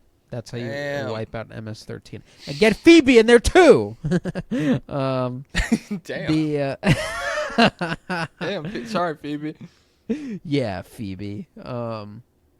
But yeah, Chet's got to do more, and I would love to see some more roll man opportunities for Chet, because I feel like that was a big part of his game. And the Nuggets don't have like a vertical rim protector. Yeah, like why can't we force them into a situation? Like, why can't this be Zubats Harden?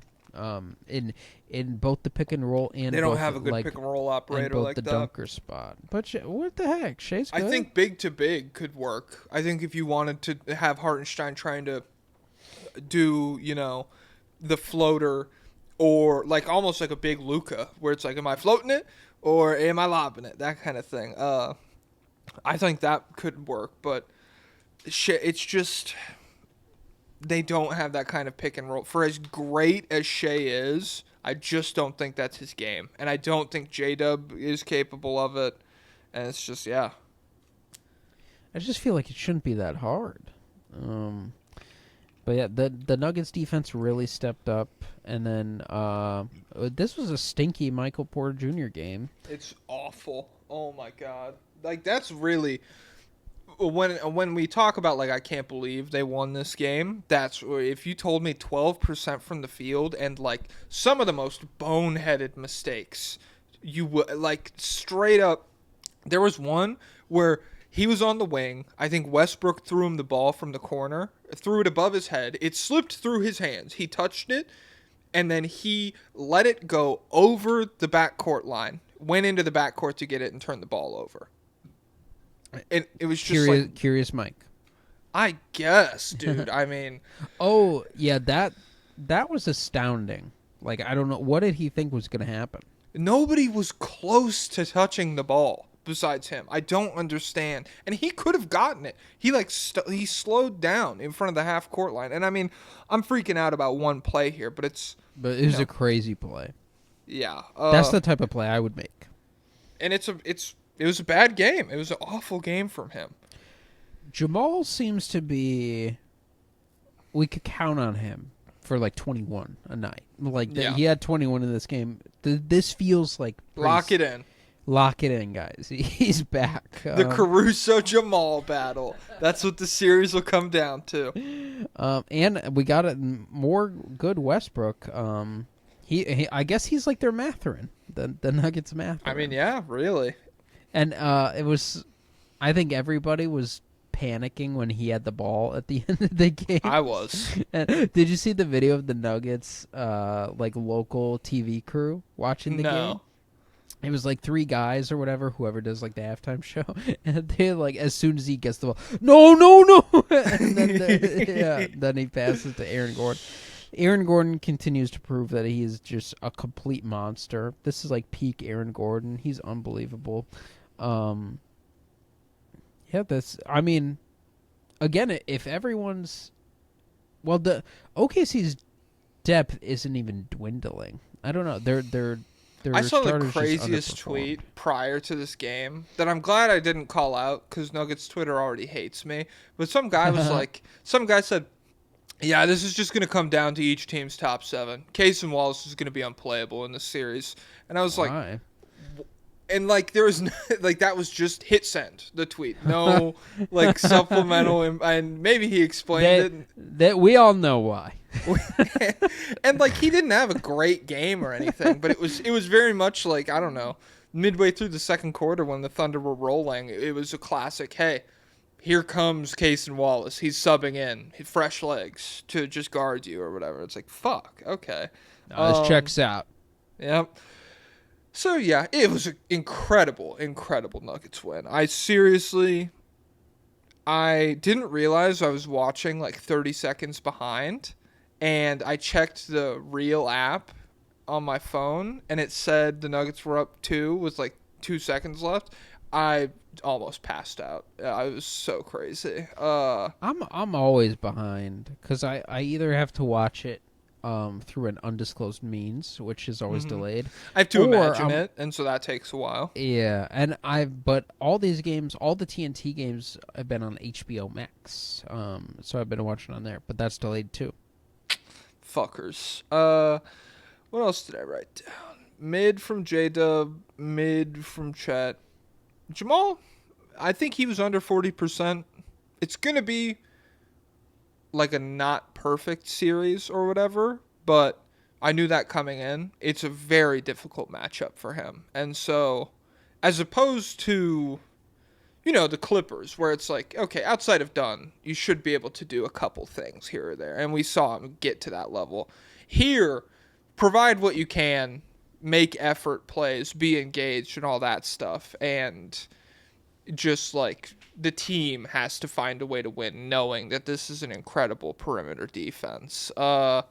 Yeah. I mean, one of the best Jokic playoff games of all time. Also, 42 points, 22 rebounds, 6 assists, 71% true shooting. Oh, I thought we could start just calling these kinds of turnovers Cades. He had a couple Cades in this game where, like, I don't know. He caught it in the post, and he got to see the whole paint. And in the paint, there are 5 people that are great at, like, stripping the ball. And his move was like, okay, I'm going to dribble this and then spin to the middle of the paint. And like J-Dub They immediately. won't get it. And, like, it's just fast break instantly the other way. And so What happened? Cade's at home. That was a good play. Damn. Good read. Good read. That So, yeah. spin should have worked. The defender just got in the way. He's not supposed to be there. Damn it.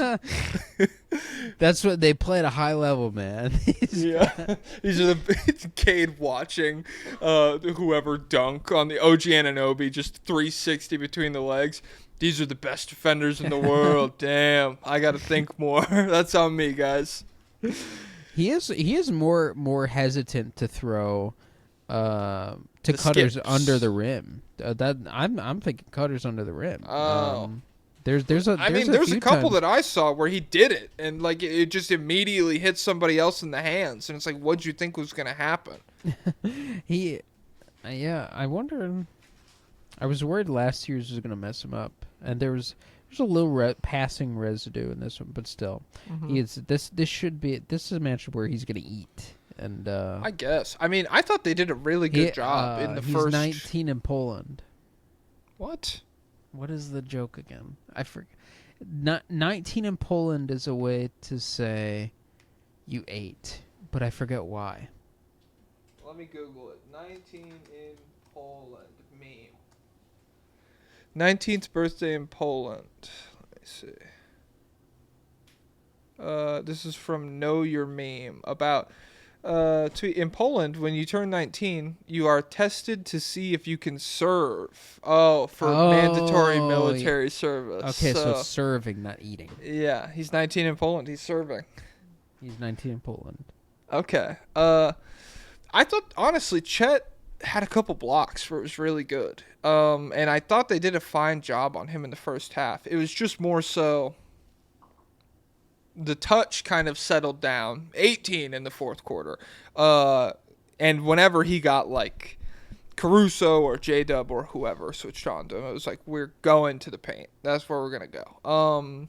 And we got a lobbyist request about this. Mavs Doomer said, "Dear Jorkin and Peanuts, Nuggets out rebounded the Thunder by 20 in the game with 21 offensive rebounds. Do you think this trend continues in the series, and how does this impact Chet's minutes, being unable to box out or make clutch free throws? I will wait until later in the series to start mocking up trades of Chet for Giannis." I bring this one up because I don't know if that'll get it done. Chet and Jalen don't get it done. Come on, throw in Isaiah Joe. How many offensive rebounds did Jokic have here? Only 5 is insane. Okay, I felt like he was doing the most. Gordon had 7. Yeah. Okay. Yeah. I mean, I don't. And Brown had 4. Yeah, I think the Nuggets will be one of their advantages in this series is, hey, you win the turnover battle, we'll win the rebounding battle, and we'll see what's up. But to this degree, I'm not sure. That is a massive deficit. And what did OKC finish? They were a good 3-point shooting team, no? In the regular season? Do you want me to know what they ranked?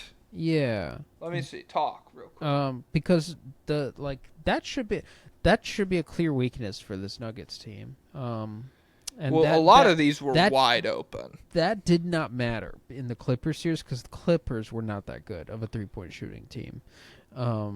But yeah, I thought that should be something that could. They finished 6th. They shot 30 in volume or percent. 37%, ranked 6th, 10th in attempts, and 6th in 3-point makes. Yeah, so that should be more of a problem for the Nuggets. I mean, J-Dub was truly awful at it in this game. There was wide open looks that front of the rim or straight up airballed. I don't know what he went. Let me see. Has he signed an extension? He went 1 of 6 from 3-point range in the second half. I don't know if he signed an extension. Let me pull up Jalen Williams' contract. Hey, I have to go to the bathroom. So how are you going to yap about the extension? Are you dumping or peeing? I'll speed run it. Peeing. All right, speed run. So looks like Jalen Williams. Okay, so he won't be a free agent till 2026-27, and he'll be restricted. But yeah, it's very like there was a point where I was like J-Dub or Edwards, who's better? Obviously, that is bared out, and it's not a conversation. But it's crazy how far he's fallen as an offensive player, because if we have to do the recal, and if Chet is just gonna be like, if Chet is gonna have these kinds of offensive games where it's and people, guys, don't forget that people were being disrespectful to Wemby. Some people say, "Oh, what if Chet's as good as No, don't disrespect the GOAT that way." But yeah, if these guys are just like just really good players, like borderline all-star guys, instead of like legitimate superstars or like high-level stars, you gotta wonder like what's this team isn't as dominant as I thought. And so this whole year I've thought we were on a collision course for OKC Boston in the finals, but now we're getting some recount.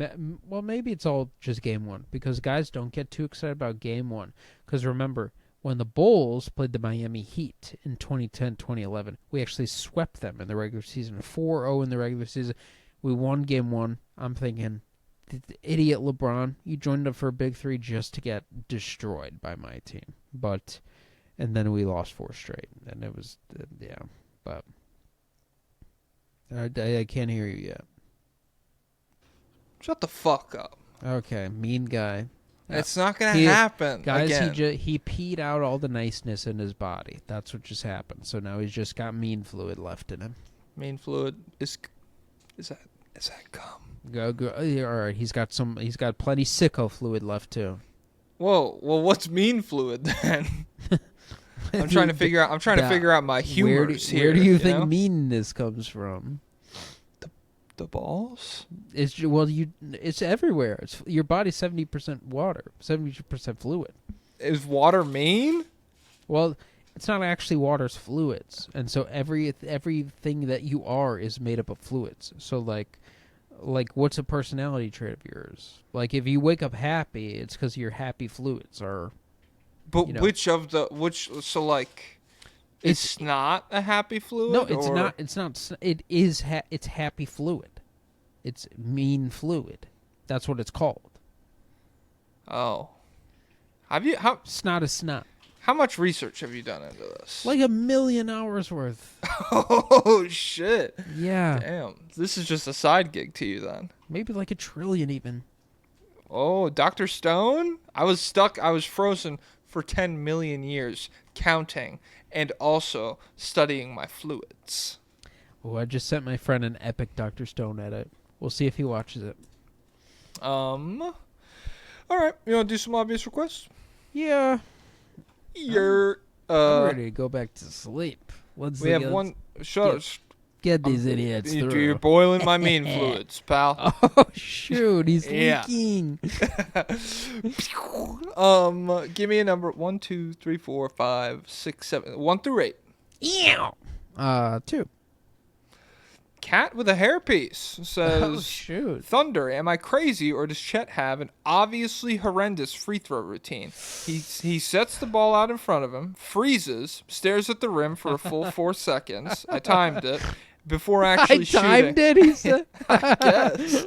There's no rhythm. It gives him all of the time in the world to overthink his release and let his nerves get to him. Anyway, just something I noticed. Hopefully he doesn't have to take any vital clutch free throws during crunch time in this playoff run. Oh, I guess that's talking about when he missed them. I hate long free throw routines. I think you should Just shoot the ball. Let it fly. Let it fly. Kyle Guy, national championship. Do that. It's ridiculous to just like Giannis. Let me soak in the moment. Let me soak in the pressure. Let me get 9 seconds of thinking. Am I really gonna make this? Yeah, no, that's what I'm saying. And especially for Giannis, it's one thing. This, behemoth. 300 pounds, 1% body fat, the strongest guy who's ever existed. Take your time, I guess. But Mr. 40% three-point shooter, Chet Holmgren. Well, he's also 1% body fat. Well, he's 10%. He's 20% body. Wait, did he shoot 40% on the year? I don't think so. I feel like he might be not as good as... He might not be a high level. He's a Jaren Jackson Jr.? Yeah, but I feel like even Jared might be better. He is not. 38% on 4 attempts a game for Chet this year. Okay. I'm a little worried. I feel like even Jaren might be better. What Jaren shoot this year? Let me pull it up. He's like a 36. Well, this year might be like 34, right? But I feel like he's a 37er. No? Do you want the career? Yeah, give me the career. Okay, career 35. Okay. This year 37 though. 37 on 5 attempts a game. But before that 32, 35, 31, 28. And then dude, his sophomore season 39% on 6.5 a game. Yeah. That's crazy. He was nutso. All right. Give me a number 1 through 7. 6. 1, 2, 3, 4, 5. Nikola Jokic is stable. Does stealing Game 1 substantially change your outlook on the rest of this series? As a rational man, I'm panicking. I believe the Nuggets are sweeping. With regards, I'm panicking. The Pope said he's going to kill my family if I don't get a TV into the Vatican. Yeah, I mean, I tweeted this out before Aaron Gordon hit the game winner, and it was 90. It was... was it Aaron Gordon's going to hit a game winner? Yep. It was mostly cope, but there was a lot of truth to it. I said, win or lose, I feel different about this series than I did heading into this game. Yeah, I feel better. I think the Nuggets, it's mostly the fact that they can play defense now. Yeah. It's like when I was heading into this postseason, I had nothing but, it was like your mom just yelled at you for 2 months. Just like, shut up, clean your room, like all this shit. And then you come home and you have like a new Nerf gun sitting out or something. You're okay. like, whoa, okay, I didn't even know that was in the cards. That's sick that this is possible. Yeah, it's mostly the fact that they can defend and you have the capacity for Chet. And I mean, Chet and Jada, like you're saying, I think it can be better. But for this to be the first step, it's not great. Yeah, and it's also much better. Like coming into the playoffs, Jamal was such a question mark to the point where like he went almost the entire year without having a good game. He scored 30 and it changed my life. I was like, dude, he's still in there, guys. And they were like before the playoffs was like, could a Kyle Lowry trade give an offensive spark? Oh my god. So yeah, it's. Now that we're back to the Nuggets the Nuggets starting lineup being one of the best starting lineups left in the playoffs, it does feel far more feasible than it does. I still feel like this should be a thumpening, but I feel like all these series should be a thumpening. except for the Pacers Cavs. I mean, I guess. I don't like. You think it should be a thumping in favor of OKC? Yeah, I think OKC should wreck. Trans Thunder. Huh? You said OKC. They see. Oh, they she. Wow. They she. They she he under. No, that doesn't work. But I thought the Celtics should thump. There should be a thumping there, and I thought there should be a thumping with Minnesota. But OKC, them Thunder, they Thunder, something like that. I don't know. Yeah. Hey, I just hope Nuggets steal game 1. I just want it to be competitive. Chet Holm them. Jalen. They them Williams. They them Williams. Oh man. Shea Gilgeous-Alexander. Oh, okay. What about? Let me think. Who else is even on this team? Alex Caruso. I don't have one. He's already bald. I'm not gonna go too hard on him. What's Zizer? Isaiah Joe. How do you? Isaiah Joe, something like that. Isaiah Joe. Jalen Williams. Okay, we're spending too much time. Well, I mean, we're just padding at this point. I don't give a fuck. It's called a podcast. Let's do one more. Do one more lobbyist request? One more Q. All right. One more Q, we'll throw out another A. 1 through 5. 4. Okay. 1, 2, 3, 4. Michael Jordan 23. When OKC inevitably gets booted in the second round again, who do you think they try to trade for Giannis, and why is it Choke Holmgren? Oh shoot! I mean, I don't know. I'm worried about a Giannis trade. I'd rather do. I'm worried about what I'm having for lunch. TBH.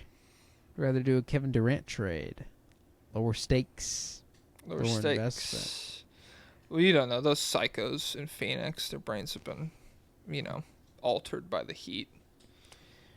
If I was the Pope, I'd make him trade him. Would you rather deal with a man who has heat stroke, lives in heat stroke, or brain is 30% dairy in Milwaukee? Who are you trying to deal with? Well, I'll take Dairy Brain. I think it'd be more reasonable. Anytime they're both better Bucks than fans. Caveman. Hey, shut up, Dairy Brain, you dairy-brained moron. Are you going? What's the temp in there? Are you raw? You're curdling, man. Come on. Yeah, chill out. Get a chill head cold. out. Okay. Hey, 2 hours. 2 hours for a fucking Wednesday. Come on. That's too much, dude. Thunder Nuggets game 3 tonight. Knicks Celtics game 3 tonight. If you want our predictions, patreon.com/state of the league. Celtics guarantee they win it. Thunder guarantee. Or else, if Celtics don't win, two conclaves in 1 month. I'm not going to get too far into it. Basketball is an endurance race. Yeah.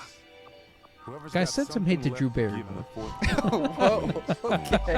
All right. Don't do it. Don't do it. Hey, he told you to do it. You have. Don't do it. David Robinson, take it away. Up tempo means I'm going to run you into the ground.